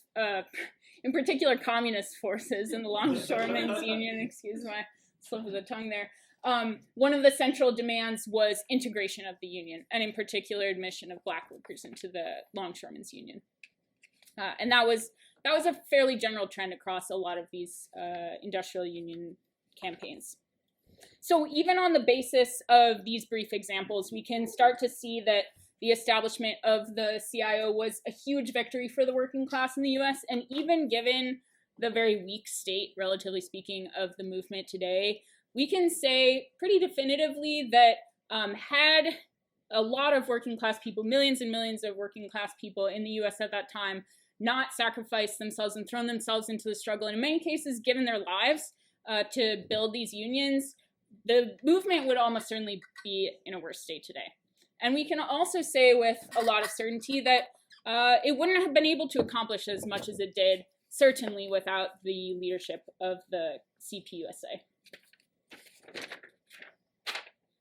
But unfortunately, around the same time that the CIO was expanding, was a period of the beginning of the downward political trajectory of the CPUSA. So after the late 30s, it it stopped being so much of an effective force for providing political leadership to the working class.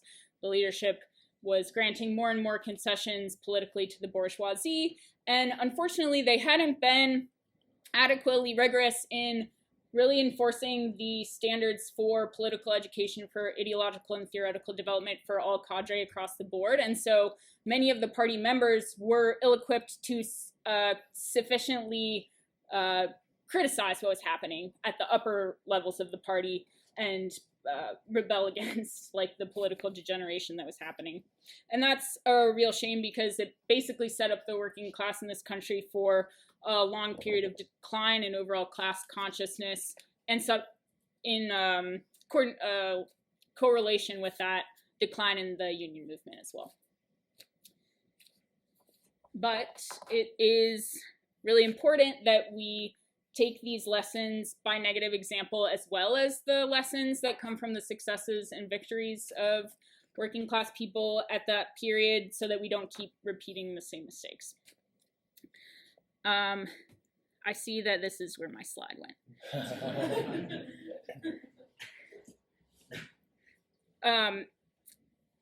So let me just leave that up there, and I'll finish out this section, and then we can move on to the last one. So we are trying as MCU to apply both those positive lessons, the lessons that come from all of the successes and victories of prior revolutionary movements, and also the negative examples. What we're doing right now as communists in Teamsters Mobilize is nowhere near the scale of what communists were involved with back in the 1920s and 30s, but it doesn't mean that we don't take our work equally as seriously, with the understanding that what we're doing now is, in some ways, laying the foundation for the eventual reestablishment of a communist party in this country. And I want to emphasize that our approach to working in the unions is pretty different from the so-called rank and file strategy, which some of you may have heard of. It's the strategy that the DSA promotes as their path forward for work in the labor unions. And it basically says, if you're a socialist, that you should get a union job, participate in the various activities of the union and different spontaneous uprisings that emerge within that organization. But importantly, we really shouldn't put forward our political views or try to show anybody else the basis to become a socialist or communist. That would be a little too much, a little bit too forthcoming, and so we should kind of just like exist as socialists in the unions and be part of the struggle. But by contrast, we are trying to provide communist leadership in every possible way that we can in our work in Teamsters Mobilize. And to do that, we have to be constantly engaged in debate with our comrades in TM. We have to be constantly putting forward our different ideas and hearing out their ideas and engaging in discussion about what is the way forward for our organization, how do we continue to grow, and how do we continue to try to transform the Teamsters into a fighting union, which is a good thing. Debate and discussion is a good thing, because if we aren't doing that, we definitely aren't practicing democracy, let alone seriously engaging with the ideas of our brothers and sisters in the unions. We are also always talking internally amongst ourselves in MCU about how do we apply our existing political understandings, skills, practices, etc., as comrades to advance the development of Teamsters Mobilize and the interest of the working class movement more broadly. And in order to do that, we place a very important priority on all comrades really constantly trying to study and learn as much about revolutionary theory and history as they possibly can, because that is what informs the strategies that we try to advance within our work in the unions. And when I say study, I don't just mean memorizing names, dates, places, formulas, etc., although sometimes those things are good to have in the back of our minds. But the question of study is actually a question of fundamentally remolding our whole world outlook to be in line with the logic of the proletariat and of proletarian revolution, and not of the capitalist class. So with that being said, we are going to, okay, well, we had one more clip of Zohran Mamdani. I think this screen cap will have to maybe like portray a sense of what it's about, which is Zohran Mamdani meeting with a circle of workers in UAW and telling them all about why they should be so excited to go knock on doors and convince other people to also vote for Zohran Mamdani. Union power would be how I would summarize it. I think you all could probably get a sense of what that would look like without us playing it, unfortunately, given the audio situation. Exactly. Fire emoji. And if we're operating off of capitalist logic, this kind of video makes perfect sense. We change our conditions by voting for better politicians. Workers are mainly good for manual labor, like knocking on doors and putting flyers in the window, and not really so much for thinking. And a union is good, but at the end of the day, it's going to be a celebrity who comes to save us. All of that stuff is very much in line with the kind of thinking that keeps the capitalist system going. But if we're operating off of proletarian logic, this video is an abomination. The state is controlled by the capitalist class. So why are we trying to convince our brothers and sisters in the union that it's going to offer a solution to our suffering and our exploitation, etc.? Furthermore, our unions have only ever won any kind of concessions from the capitalist class through militant struggle, not through the ballot box. So why is this candidate who has offered us a few breadcrumbs any different from all the rest, as Ryan pointed out in our Guess the Politician game earlier in the event? And why are we using our organization, which is so important? The unions are the broadest and most basic form of organization for the working class under capitalism and even under socialism. Why are we using our organizations to lend further credence to the capitalist state and politicians in the eyes of our union siblings? All of these questions are ones that we should be thinking about as we analyze the world around us, not just limited to the Zohran campaign, but all cultural, social, political phenomena more broadly, try to analyze it from a proletarian perspective. And in order to do so, we really got to read. So I'm going to put in a plug for the MCU study that's coming up. When is it starting? Can someone say? November 19th. It's starting November 19th. It's about the betrayal of social democracy. It's going to be awesome. You should come to it. Capitalist logic, Zohran is a way forward. Proletarian logic, organization and revolutionary struggle of the working class is the way forward. Which side are you on?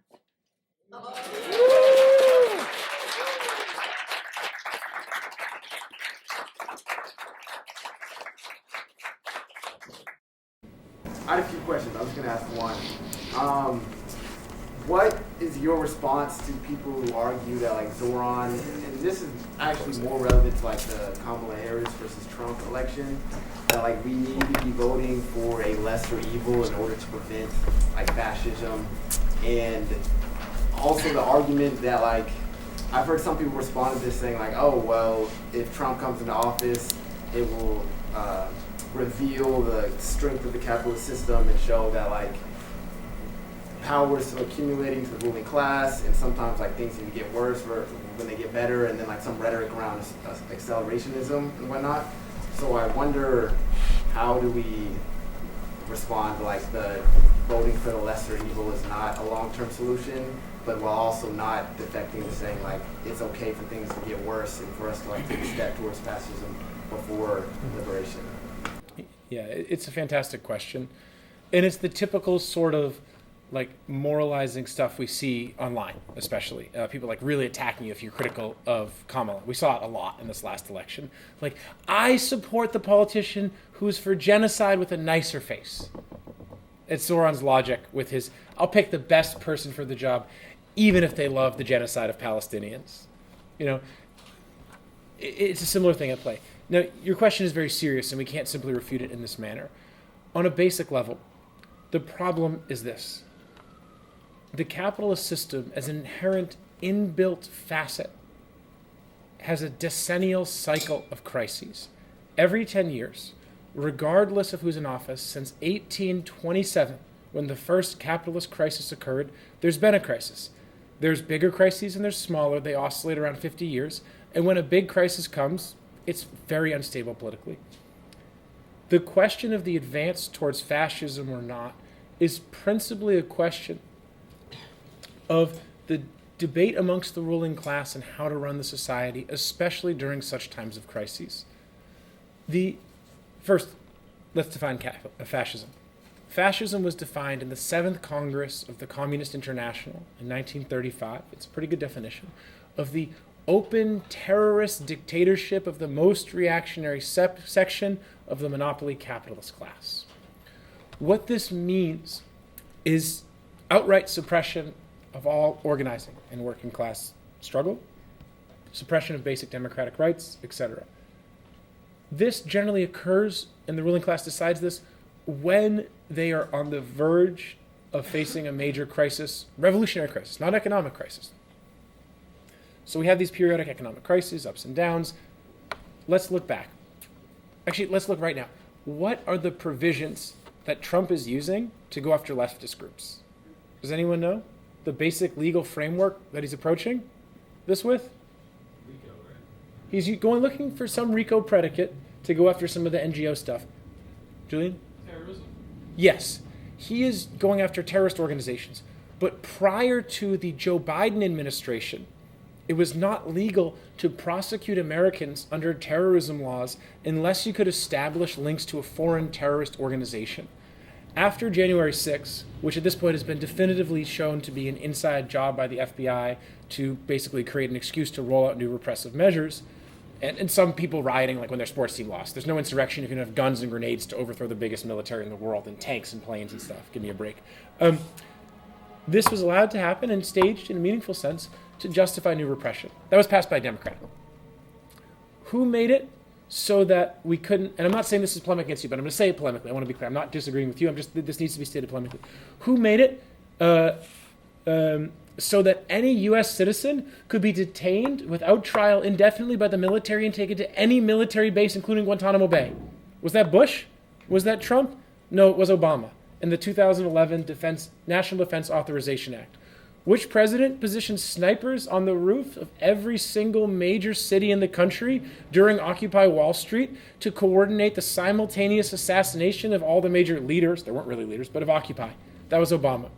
Who killed more people during protests against police brutality? Obama or Trump?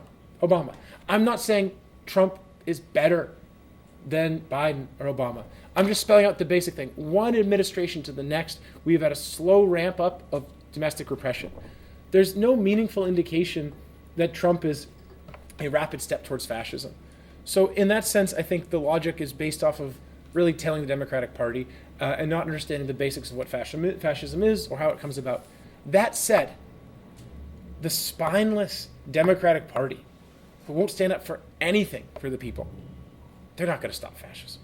If the ruling class wants fascism, they will gleefully send us to the camps and justify it. And we saw this very clearly when, during the George Floyd protests, Susan Collins, Obama's National Security Council leader, big shot, she was going to run for president, she didn't have the polling numbers, she started to declare, initially in the George Floyd protests, before the Democrats shifted their view, that the protests were being instigated by Russian agents and that people should be detained because they were foreign operatives and thrown into prisons without trial. Because it was instigated by spies. So the Democrats will go for this logic. What you can do to actually stop the rise of fascism is the independent political organization of the working class. That's but one prerequisite.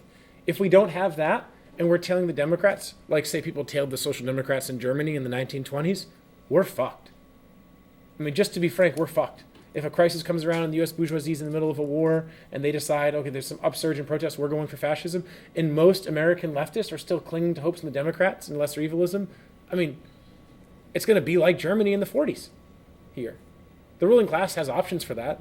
You know, they have contingency plans. They're shopping these things out. Peter Thiel's talking about the Antichrist, you know.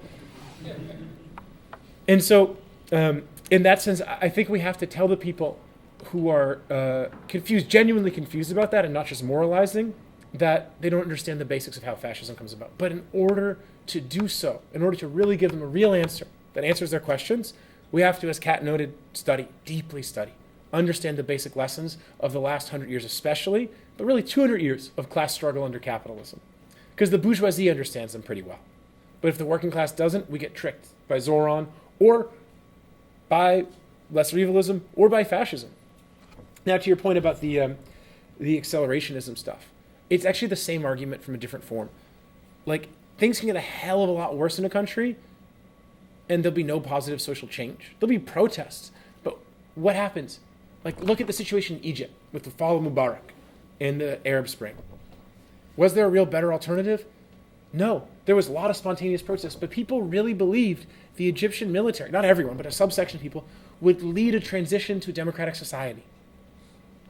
And so people weren't independently organized. They didn't have a real sense of how to go forward, and they paid a tremendous price. And the name of that price is Sisi. And he is an extremely brutal pro-U.S. military dictator who has, massively increased domestic repression beyond anything Mubarak did, which is saying something because Mubarak was brutal. And you had a lot of similar situations in the Arab Spring where people were, dealing with basically near starvation conditions in some country, and there was mass protest. But because of the lack of clarity on the way forward and the lessons of the class struggle, they were unable to really, even though people protested in the streets, but when people protested in George Floyd, in huge numbers, in record numbers, we didn't even get cuts to the police budget. So in short, that's the answer. And it's a fantastic question. It's a complicated answer in a certain sense, but also hopefully we can kind of find some good ways to synthesize some of that simply. There's a common way that these twin arguments get applied within the labor union circles, which is, we need to elect a president who will appoint favorable members to the National Labor Relations Board, which is the main body that governs labor disputes if the unions can't resolve them internally in some way by typically working directly with the employers. And the flip side of that, kind of along the lines of the accelerationist argument, is, well, maybe it'd be better if Trump abolished the NLRB and the NLRA altogether, because then people would be so mad that they would all rise up and then a revolution would happen. Both of these ideas circulate fairly commonly amongst the union movement, although the former is definitely much more common. But they can also, you definitely meet people who will flip-flop back and forth between those two same views. And, never mind the fact that Joe Biden, who was supposedly the most pro-labor president for appointing more favorable people to the NLRB, crushed what would have been one of the largest and most significant strikes in the U.S. in our lifetimes of the railroad workers in 2022, and then kind of like bailed out the Teamsters pension fund in the central states so that Sean O'Brien wouldn't criticize him for it, and all of this. But I think in order to respond to these two twin deviations, it's not really a matter of finding like the centrist position between the two extremes, but of breaking out of that paradigm altogether. And I think a really good example of this comes from the same historical period in the U.S. Around the time when the CIO was formed, right after the NLRA was passed under Roosevelt. The federal government, under the auspices of the NLRB, established a group called the La Follette Committee, which was tasked with investigating working conditions, especially for like the lowest paid, lowest skilled sections of the working class, and publishing different reports for like a general audience. And the Communist Party was able to install some of their own members into that committee and use the working body within the state as a kind of platform for agitation and propaganda. And it was actually pretty effective. Like, there were a lot of outrages that were happening across the country at that time in some of the worst workplaces in the U.S. that people didn't know about. And the ability of the communists to utilize that committee to make exposures was very advantageous for winning broader public support for the industrial unions that were being formed at the time. So that's obviously a very profoundly different conception of how we can utilize certain openings or certain concessions that the capitalist state will grant us than the sort of either we just need to get one more better person on the NLRB or we need to get rid of the NLRB altogether. Because it is, the basic provisions in the National Labor Relations Act for rights of the working class to form unions are progressive at a fundamental level. If we don't have some explicit legal rights to organize into unions, it does make the situation a lot more difficult, and we could see that, for example, in the contemporary movements in China and India. So I think that one of the key things that you just pulled out there that's so key is that, what that example shows is the importance of breaking with the logic of, this is the system, and you can only do the things that the system tells you can do explicitly. And that's the kind of fundamental assumption as well, I think, with the accelerationism and lesser evilism. We have to pick one of these two parties. We have to be constrained by the capitalist logic. But it's actually showing we can be creative. Actually, we can find other ways forward if we analyze the situation around us. If we're organized and we're disciplined and everything. Many more prerequisites. But just to point out that idea. You want to go? Yeah, I was wondering if we should let Democrats join our picket lines. You want to Democratic politicians? Yeah, sorry, that's what I meant, I guess if they want to show up, they could and walk around with a sign like all the rest of us, but giving them a platform to speak as if they're going to be supporters or that if we vote for them that we're going to be more successful within the union movement, definitely not. And also, they show up in other ways. I'm right behind you. They, with the police, with the goons. When Biden says, I was the first president on a picket line, no, you weren't. How many police called the National Guard? They're their foot soldiers, but that is an extension of them, so... But the question, and I think it's important to stick close to it, your point's a good one, but it's a tactical question. It has to be seen as a tactical question. We can say, oh yes, true, the Democrats called the cops, sent the National Guard, massacred workers, supported the Pinkertons, etc. All that's true. But when a significant section of the workers still believe in the bourgeois democratic system, and in the US, the particular form of which is the two-party system, it poses a real challenge ideologically. How do we, through persistent and patient work, which isn't done in a year, or even 5 or 10 years sometimes, think about it, and the Russian Marxists begin in 1882.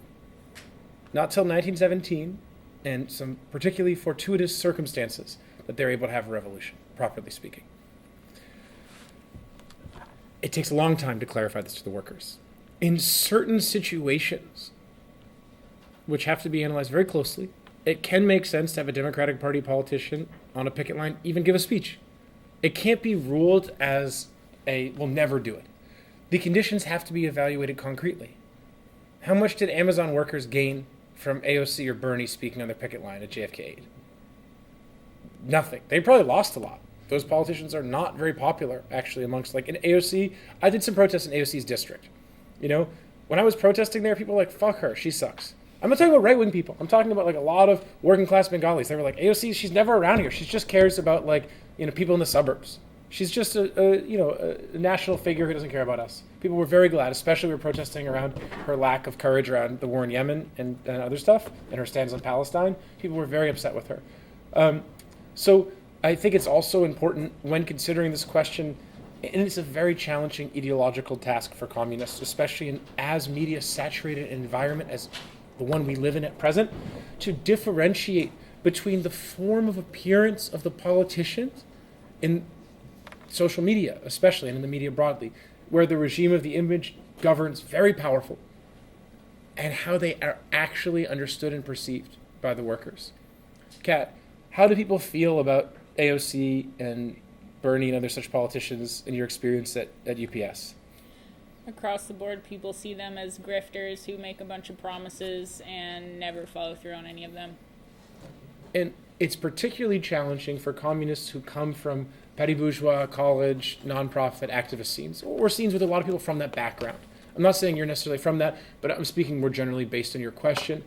It's very challenging because the media environment and the social reality that people in those scenes live in is pretty distinct from the working class, and especially the organized working class, where they've been fed one promise after another, and where there's very different perspectives than what typically flies is common sense and what's typically considered not allowed to be discussed in left liberal activist scenes. The social reality is just very different. And in order to actually win over the workers, win over the working class to revolution, communists have to really even be communists in the first place, go amongst them.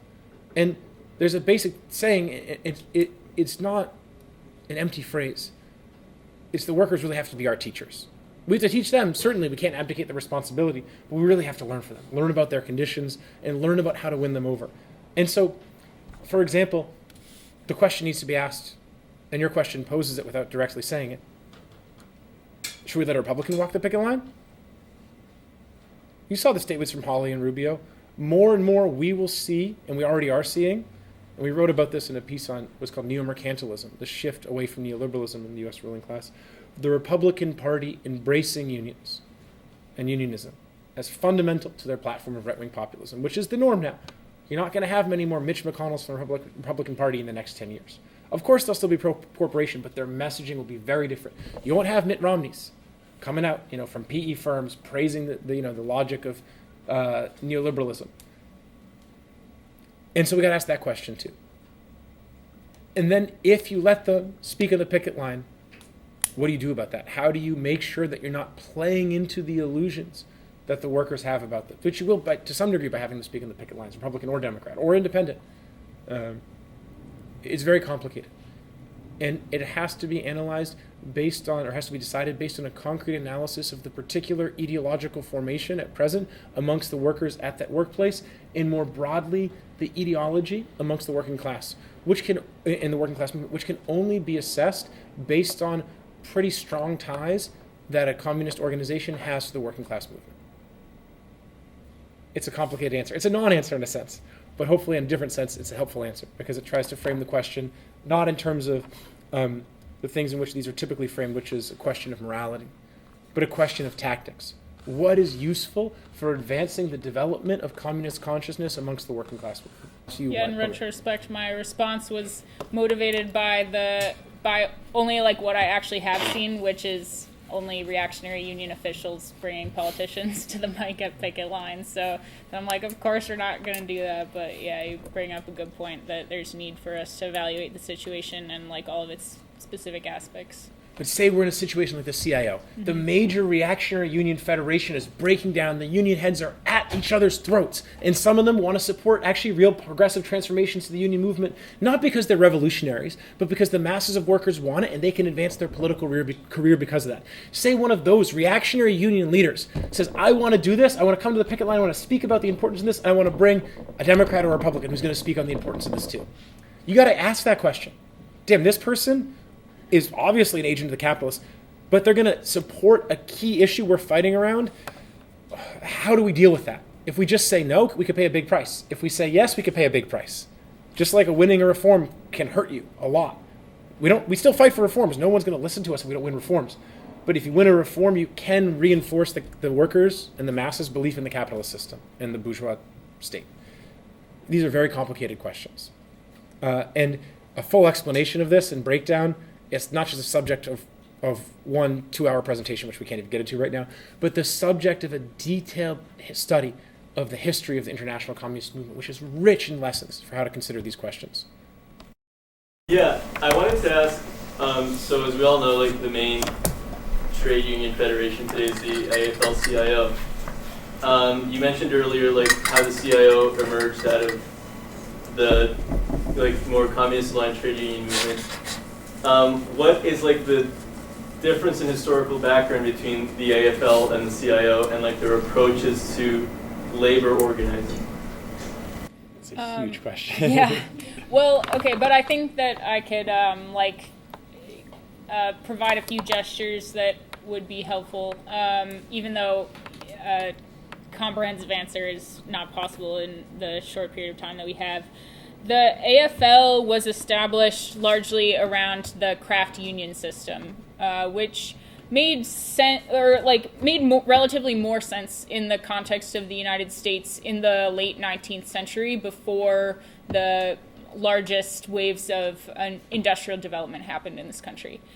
But once that did occur around the turn of the century, the craft union system started to become very quickly outmoded and in some cases nonsensical, because you had like huge socialized industrial workforces with hundreds or even thousands of workers all carrying out fairly like low-level unskilled labor. But the only union structures that were really established within the AFL were for small groups of highly specialized, highly trained, relatively better paid working members of the working class.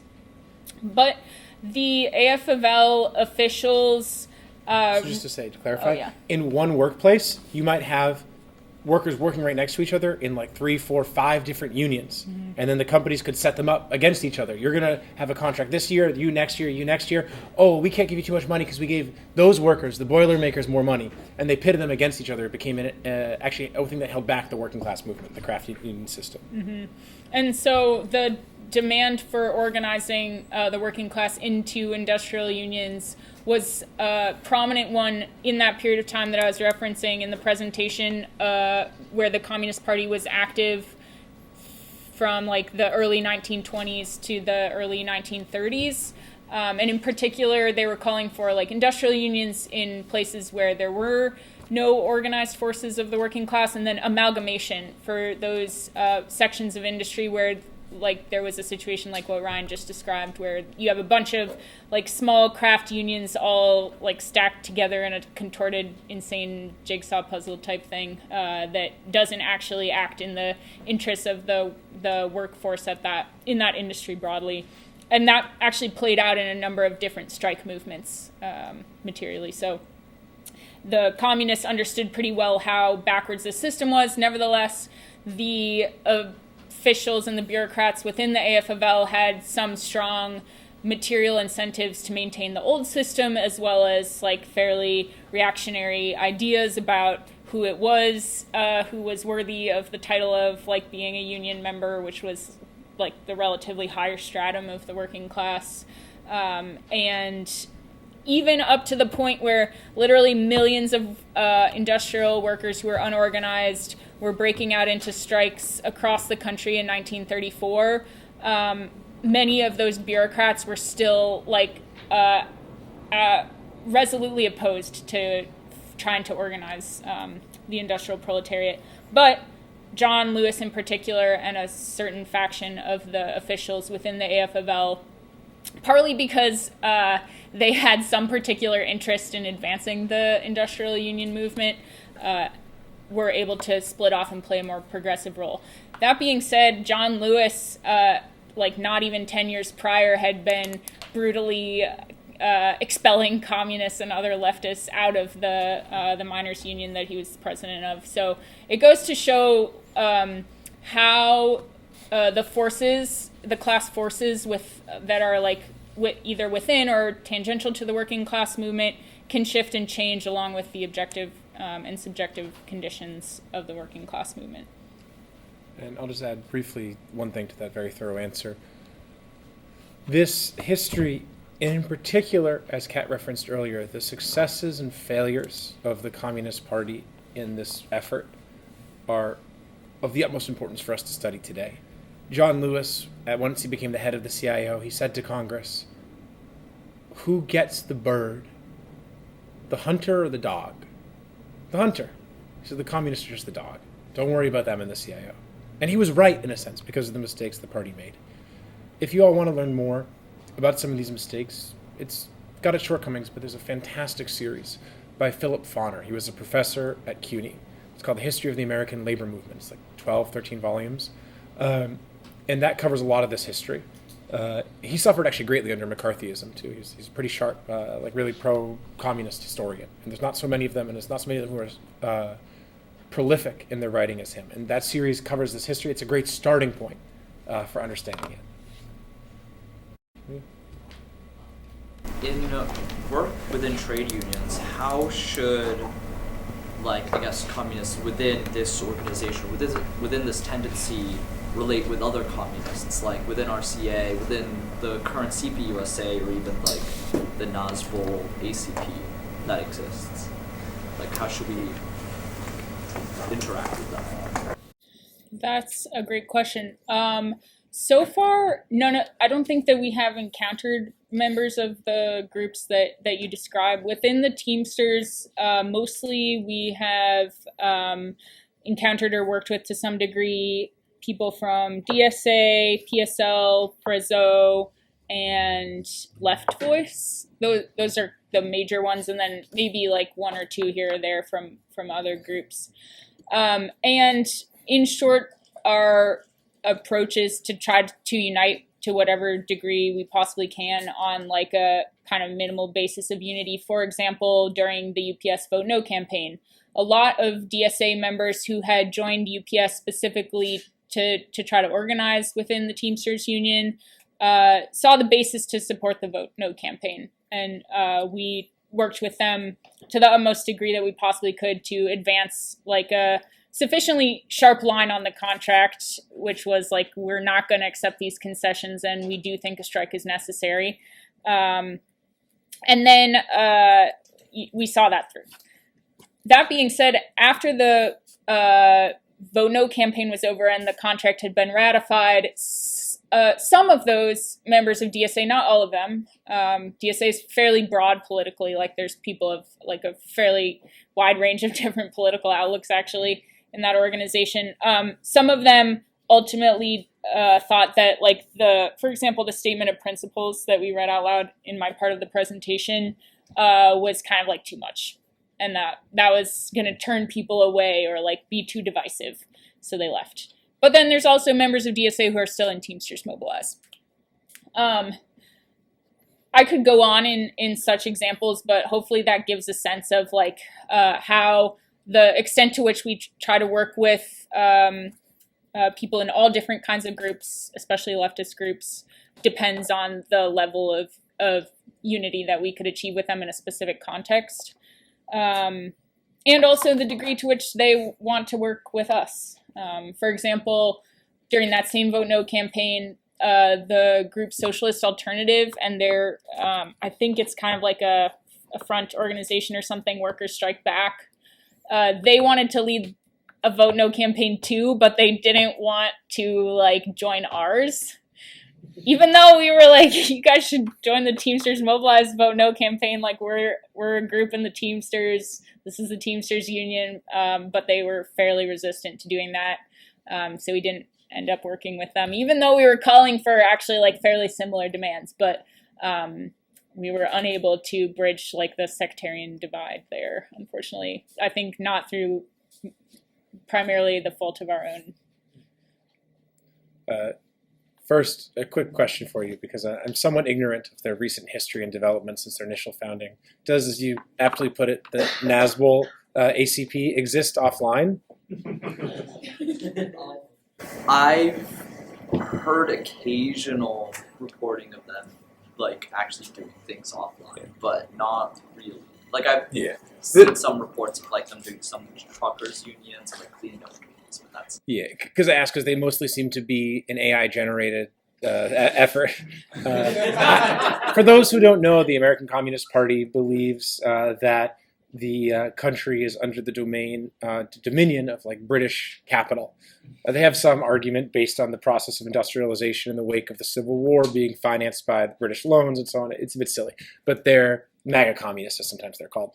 So let's leave them aside for a second, although there's a possibility even to work with such groups in certain conditions. The question is how and on what basis of unity. The question you're asking, in a certain sense, could be described as a question of when and where are tactical and strategic alliances appropriate for communist organizations. Let's start with what Lenin says about tactical alliances with unreliable forces. Speaking of the legal Marxists, effectively bourgeois Democrats who just talked a little bit about Marxism but totally distorted it. The Russian Social Democratic Labor Party, as the Russian Marxists, they worked before the split into Bolsheviks and Mensheviks with these legal Marxists. Legal Marxists helped to get a lot of Marxist literature published in Tsarist Russia, where there was a big censor. The censor was obsessed with the anarchist movement, the Rodniks. And because of the work with the legal Marxists, the actual Russian Marxists got a bunch of stuff published until such a time as the censor changed their mind and decided, actually, we might actually have capitalism in Russia, and this Marxism stuff is a bit dangerous. And then the legal Marxists became officially constitutional Democrats. P.B. Struve, the leader of them, became leader of the Cadet Party, which I mentioned earlier in my presentation briefly. Lenin said of this alliance, only people who are unsure of themselves are afraid of alliances with unreliable forces. No party can survive without them. That's what he says in What Is to Be Done. It's an essential lesson. Of course, the conditions are when and where and why. These are tactical alliances. Alliances that are made to win a specific battle. Not a whole war, not a whole revolution. Then there is a question, which is a different question, of the strategic alliances with different, really class forces and strata in the society, which is ultimately about the proletariat really stepping forward as the leading class in society, as the class uniquely, which has as its class interest the basis to the need to overcome all forms of oppression and exploitation. And it's because of this that the proletariat can exist truly as an antagonistic other to the bourgeoisie. If you imagine the bourgeoisie as the ruling class in society, through their media and everything they pump out, they take all the other strata, all the oppressed people and the people who are a little bit better off, and they convince them to live and believe that the bourgeois society makes sense. These are classes and strata for the bourgeoisie, ideologically. They're subordinate to bourgeois ideology. The proletariat, as the productive mass in society that has nothing to lose but their chains, as Marx puts it, they have as their interest breaking this whole system. And therefore, they can become a force in open antagonism with the bourgeoisie and take all these different strata of oppressed groups in society and say, actually, your interest lies not in the capitalist system, but in the socialist revolution. That's no easy matter. But that's ultimately the question of the countrywide united front. So it's different. The answer is, in terms of those groups you mentioned, RCA, CPUSA, there's always a basis to work with those groups. The question is situation specific. When, as Kat noted, some groups took a good stand on the contract struggle in UPS, we worked with them as closely as we could. Some we couldn't overcome some of their desire to work on their own. Okay. But we tried what we could do. We went to a few of their events. We did a few interviews with their media people. They were happy about that. They didn't want to do more collaboration. Okay, that's what we did. For other groups, we worked much more closely in the Vote No, and it was quite productive. Limited, but still productive. Groups that are fundamentally social democratic, that are, were Trotskyist, etc., we were able to work with them and do some good work. Around the UPS contract struggle, we had our differences. We, while noting our differences openly, were able to have real collaboration in the struggle. Those differences were significant at times. We worked with some Trotskyist groups. We as Maoists, we have fundamental disagreements. Ooh, sorry, I get some allergies when I talk about Trotsky. We have fundamental disagreements with Trotskyism. We think that Lenin was correct when he said Trotsky was a gossip who knows nothing about Marxism. 1912, yeah. And that was 1914. He has a few ones like that. But we still worked with them. So you can find ways. The question is how. And how to work with them in a way that on the one hand isn't sectarian, on the other hand you don't give away your independence of initiative. And what we found is, sometimes in certain groups, the leadership is pretty, hardcore for their group. And a lot of the US left is sectarian and divisive. But a lot of the rank and file members, they don't hold their views. And they really honestly want to find good ways to collaborate with other groups. So we try to use that where we can to find good ways to make tactical alliances. Okay. This mayoral election, I couldn't help but notice a bunch of talk about Israel, just all over the mayoral election. Israel. It seems like there's kind of a slight divides between both the Republican Party and the Democratic Party in regards to how to orient towards Israel. I guess a question that I have is, how do you see, with Zohran becoming mayor, what does this indicate about those shifts within the Democratic Party? Does it indicate anything about those shifts?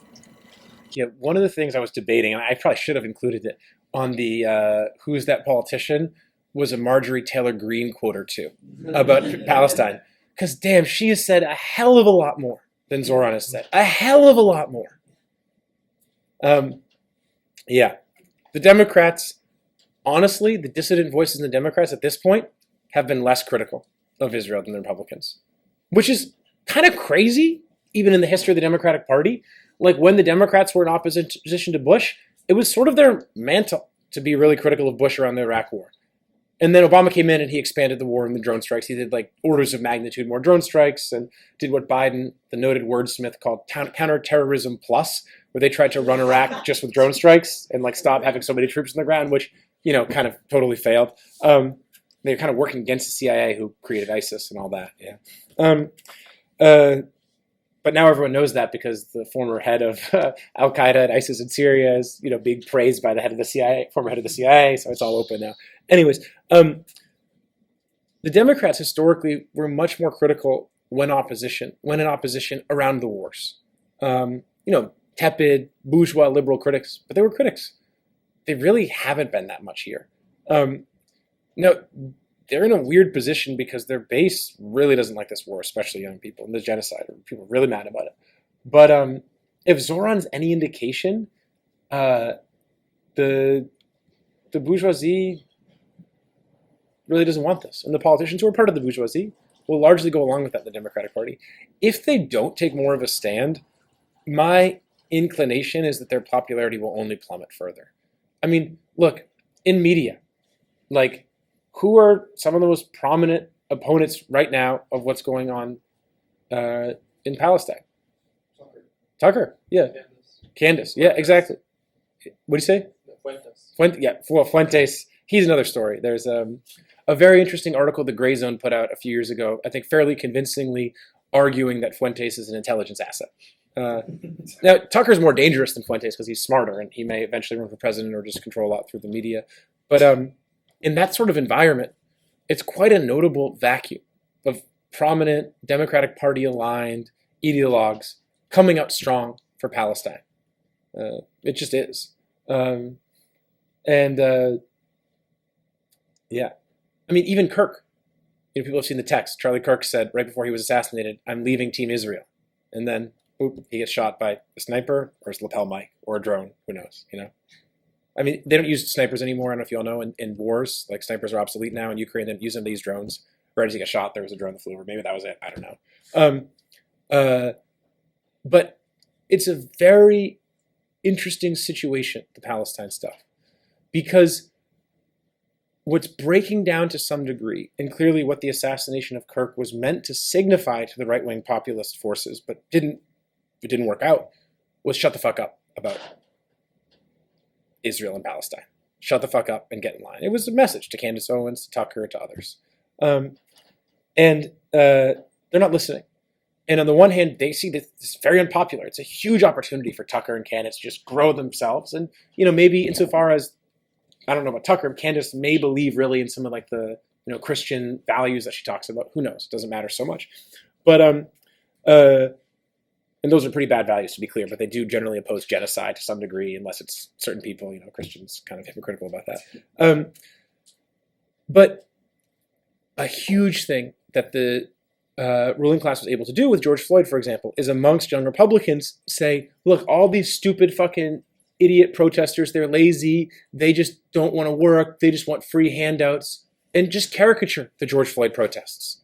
And thereby dismiss any possibility, or really control the possibility and limit it, of people who are traditionally in the Republican Party orbit, who are mad at the government and don't trust it and are angry about the situation, talking to young progressives and people who are interested in Marxism. It's not working now around Palestine. Because the people who, yes, of course, the right wings people have some critiques of the protests, but watch the recent videos of conservative conventions. Glenn Greenwald posts about it a lot. You know, he's traditionally been a Democratic Party voter, and now he kind of doesn't really vote. He lives in Brazil, anyways. But he was like, he's a progressive liberal. And he's a liberal, he supports capitalism, etc. But he covers it. All the young Republicans, young people are getting up and saying, what the hell's going on with Israel? Like, this is insane. Why are we giving so much money to this country? They're committing genocide. They're blowing up churches. You know, that's a big thing for the young Republicans. It's an opening. It's an opening which the left is not generally prepared to engage with at all, because they say, oh, these people have some confusion. They support one section of the bourgeois party that's bad, so therefore they suck. Now look, there's racists. We saw, for the people who saw the Mehdi Hassan debate, there's a lot of fascists, you know. I don't know if people saw that with like Yeah, but there are people who are, for example, more libertarian inclined or other things, who really are like, I don't fucking trust this government. And they came from or supported some Republican circles because they were fed up with hypocritic Democrats. So maybe their parents voted for Obama and then got disillusioned. Significant portion of the population. If Palestine's a way to reach them and convince them that Democrats and Republicans and libertarianism doesn't make sense and that communist politics makes sense, then damn, communists better take advantage of it. And if we don't, because we believe that the Democrats are still basically the lesser evil and that anyone who ever supported the Republicans to some degree is an idiot and hopeless and just a racist, then, we're not going to.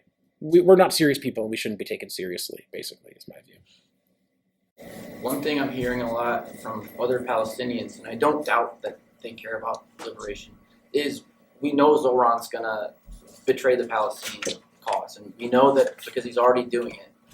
But we can use that and hold it against after this election. It sounds silly, but is there, were Marxists talking about this with Bernie Sanders? Were they talking about it with Obama? I guess what is the downside for going and saying he's going to betray you on Palestine? We're going to vote for him so that we can be part of that conversation, if you will, and then point to that as a reason why you shouldn't trust politicians generally. I don't know. Maybe this is too personal a question. How old are you? I think I know, but I forget. 29. Okay, so you remember some of the Iraq War protests. I mean, these were huge. Hundreds of thousands of people. You had Viggo Mortensen, for example. Not only my first closeted gay crush when he played Aragorn, but also a fantastic poet and a real anti-war activist and sort of an anti-celebrity. Like, he didn't really want to be a celebrity. Yeah, he was so handsome as that film. I was like, little closeted me. Oh my God, sorry, a bit silly, but I mean, that's a real thing. But yeah, he was very sharp politically. And a lot of celebrities really came out and took a strong stand and were part of the protest, went out. It was a huge mass movement, a lot of confusion, a lot of fixation on Bush in ways that didn't make sense, but there was a lot of potential there. And what happened when Obama got elected? He promised to stop the wars. Where'd those protests go? Gone. Where'd the wars go? Surge in Afghanistan. More drone strikes, more killing. I think like 1 million people killed in Iraq under his presidency. New drone strikes in Yemen. Supports the Saudi war in Yemen. I mean, geez, just all over. Crushes the Arab Spring. Supports the rise of Sisi. We paid a price. And how able were voters to, or willing, or interested were a significant section of Democratic Party voters in holding him at all accountable? The vibe was even more than when Biden got elected, back to brunch. And let's be real. If Zohran wins, a hell of a lot of people are going to go and get drunk and have a big party and celebration and then stop following the news. Feel they did their good thing. They're going to get something good. They'll be Team Zohran.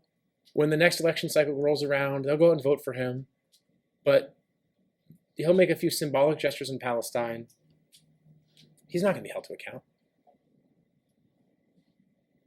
I mean, where does Obama belong? I mean, in terms of international bourgeois law, in the fucking Hague. And then in prison, or maybe taking a cyanide capsule like Milosevic did to avoid prison. But I mean, Zohran, to be clear, will just command the NYPD, not the whole U.S. military, but I'm sure there's enough atrocities that were committed under Bloomberg's mayorship to get him charged as at least something of a criminal, if not a war criminal, for what he did with stop and frisk. And I think we can expect the basics same from Zohran, So in talking to those people, if they're well-meaning, I just encourage them, like, man, how the hell can we use this? Like, what do you mean use it? And people laughed, and that's the right response in a sense, but if people really do believe that there's some way to do it, but don't know how, you gotta ask them, like, what are you talking about? How are we gonna use it? Did we use it with Obama? Did we use it, before? Did AOC make any difference? No, she supported fucking funding for the Iron Dome. She says as though it's defensive. Like, give me a break. Like, defensive, so you have missile defense so you can launch missiles. Everyone knows that. You have missile defense so you can launch missiles and not be hit back. And just to clarify, when you say people are saying, like, at least we could be part of the conversation, that's like a conversation with Zohran? I guess, like in the times of Germany 100 years ago, those that were still under the spell of the Catholic Church, right? There are some good people that, that believe. And if you say, like, the church sucks, free Palestine, that's what I mean by be part of the conversation. That helps.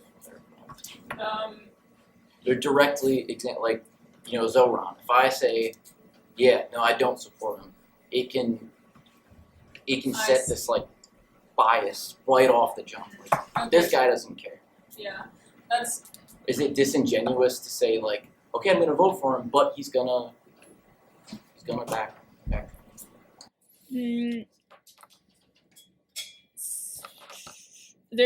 I'm trying to draw a connection here to the quote that I brought up at the ILC panel about Zohran, from left-wing communism, that we should support. Lenin says, like, the British Communist Party should call for the working class adherents of, like, the Independent Labour Party at the time to vote for the Labour Party candidates and support them like the rope would support a hangman. But that has to be understood in the context that there are organized communist forces, like organized political leadership of the working class, that can carry out systematic exposures when the politicians do inevitably betray their promises to the working people. And it also requires, like, this broader organization, which at the time was nominally a political party for the working class in Britain. Obviously, it was led by entirely bourgeois and some petty bourgeois forces, including various labor leaders. But there was some nominal, like, class character to this organization, and the communists were allowed some degree of platform to openly express their views. So all of those factors were important in order to understand what Lenin is formulating as far as how communists should engage with the electoral system, and we don't have that right now. Aside from the fact that I think at a basic level, like, you can tell somebody, I'm not going to vote for Zohran, here's why, and you could probably break it down. Yeah. I'm sure that you would be able to break it down pretty well without alienating somebody. But there's probably some kind of, like, liberal ideology going on there with people who say that. It's like, I can't express disagreement or else, like, my social circles are going to implode or whatever. Yeah, but we have to be able to be open. Like, communists have to be open about their views. You don't want to be an asshole about it, but you have to be open with the people. Otherwise, you're deceiving them. And you don't get very far as a communist by tricking people. Because socialism means the masses are the masters of society.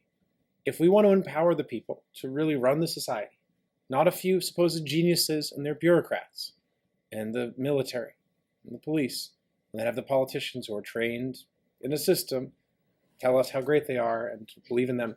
If we really want the people to run the society, we can't trick them. We have to be very honest with them. And the religious example is a good one, because it's an essential aspect of communist politics to be openly against religion and to explain to the people why religion doesn't make sense and why religion is a historical anachronism that holds people back with stunting notions in various ways. That doesn't mean there's no progressive trends in any religion ever. No, of course not. Does it mean we just tell people, stop believing God, you're dumb for believing God? No. The question of carrying on anti-religious propaganda is complicated, but you have to do it as a communist. And you certainly have to be able to openly tell people that you don't support Zohran and that they shouldn't either. And like Kat said, you can break it down in a way to people. And if they really, really are pissed about that and don't want to listen to you, okay. But maybe a few years from now, when Zohran's betrayed all his promises, maybe they'll come back to you. Maybe they won't.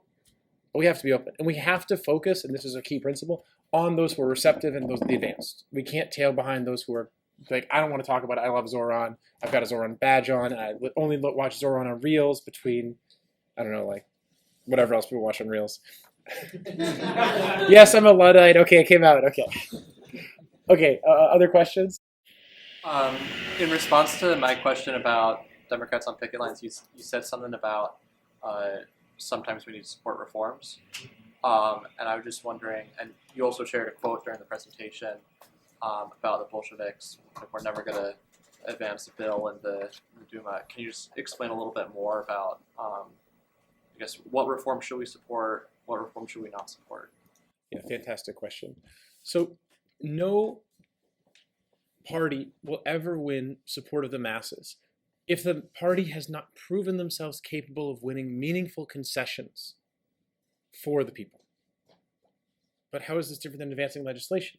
Well, there's a question of the party's electoral strategy, and there's a question of the strategy towards reforms more broadly. In terms of electoral strategy, it's generally seen as, and I think correctly so, extremely counterproductive for communist forces to use elections to say we will pass legislation to address the basic issues that people face. Because this reinforces the idea already extremely prevalent, ubiquitous in the society, and promoted very powerfully by the bourgeoisie and billions of dollars, tens of billions of dollars, hundreds of billions of dollars each year, that the solution to the people's problems can be found through the government and through legislation. When January 6th happened, what did the Democrats scream and cry about? Insurrection. The people's house has been desecrated. The people's house, where all these politicians go and become rich as hell if they weren't already from insider trading. Give me a break. This is not our house. You can't go in there. There's, since 9/11, a million fucking armed guards around there. It's absurd. It's not our house. That was kind of the point. That's why they had to break in. Yeah, exactly. That's why the FBI agents had to break in and then tell them to go in. Yeah.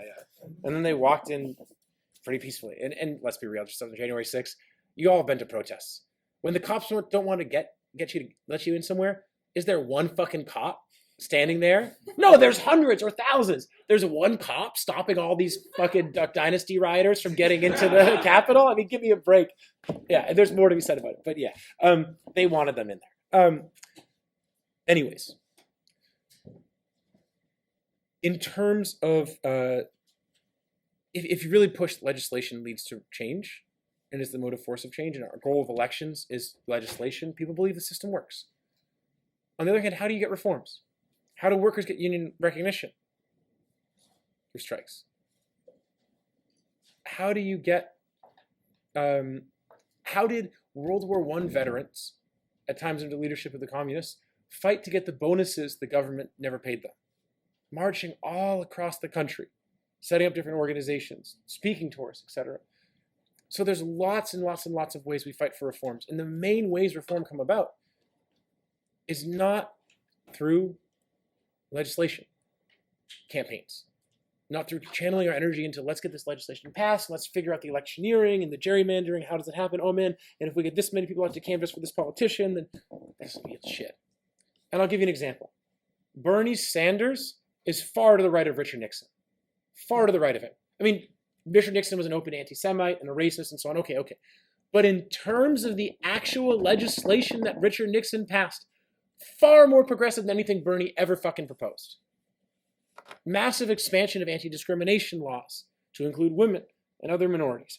Clean Air Act, Clean Water Act, Environmental Protection Agency. You go down the list. Was Nixon a leftist? No. Was there complicated, serious efforts by leftists that got the right people into office under the Nixon administration and forced things to happen? No. There was massive social upheaval in the country. Big strike movements, the Black Liberation Movement, the Civil Rights Movement before that, the anti-war movement, the communists and resurgence of the new communist movement. Nixon said, oh shit, protest, we gotta have protest, the release valve of democracy. Him and Kissinger was terrified. Read their memoirs. A few times they were in the White House, big protests around it. They're like, fuck, we need to grant some more concessions or there's gonna be a revolution. Now we weren't so close to revolution then. But it's the masses of people and their struggles and their movements that are the motive force. And insofar as those are led well by the masses themselves, but especially by conscious communists who have integrated and to an extent fused with the masses, we are capable of consciously understanding and directing to a degree the mass movements to intervene consciously in the social reality which largely determines us and transform it. And insofar as we're capable of doing that, we're capable of advancing, not directly linearly, but with advances and setbacks towards revolution. And reforms and securing reforms are an essential part of that, but each time you get a reform, it's a danger. Because each time the bourgeoisie says, oh my God, we got this reform, let's hold a big press conference. Look how amazing this is. The system really works. And these senators, they're the ones who passed the bill, not all the workers who were struggling here that we freaked out about and passed the bill because we were afraid they're going to keep going further. And look at the system and look at it works. We've got a few token workers up here and a few token representatives from X or Y or Z group. And here's this politician who's very charming and charismatic. And he or she is the face of the new bill and the new effort. You saw it in the 70s. McGovern and his presidential campaign. The Church Committee, investigation into the CIA's spying on Americans and their heart attack gun and other such technologies and the way they suppressed the domestic dissent and so on and so forth. Church tried to use that as a grandstand to get to the presidency. And these weighed heavily on the movements. And a lot of people got duped by them.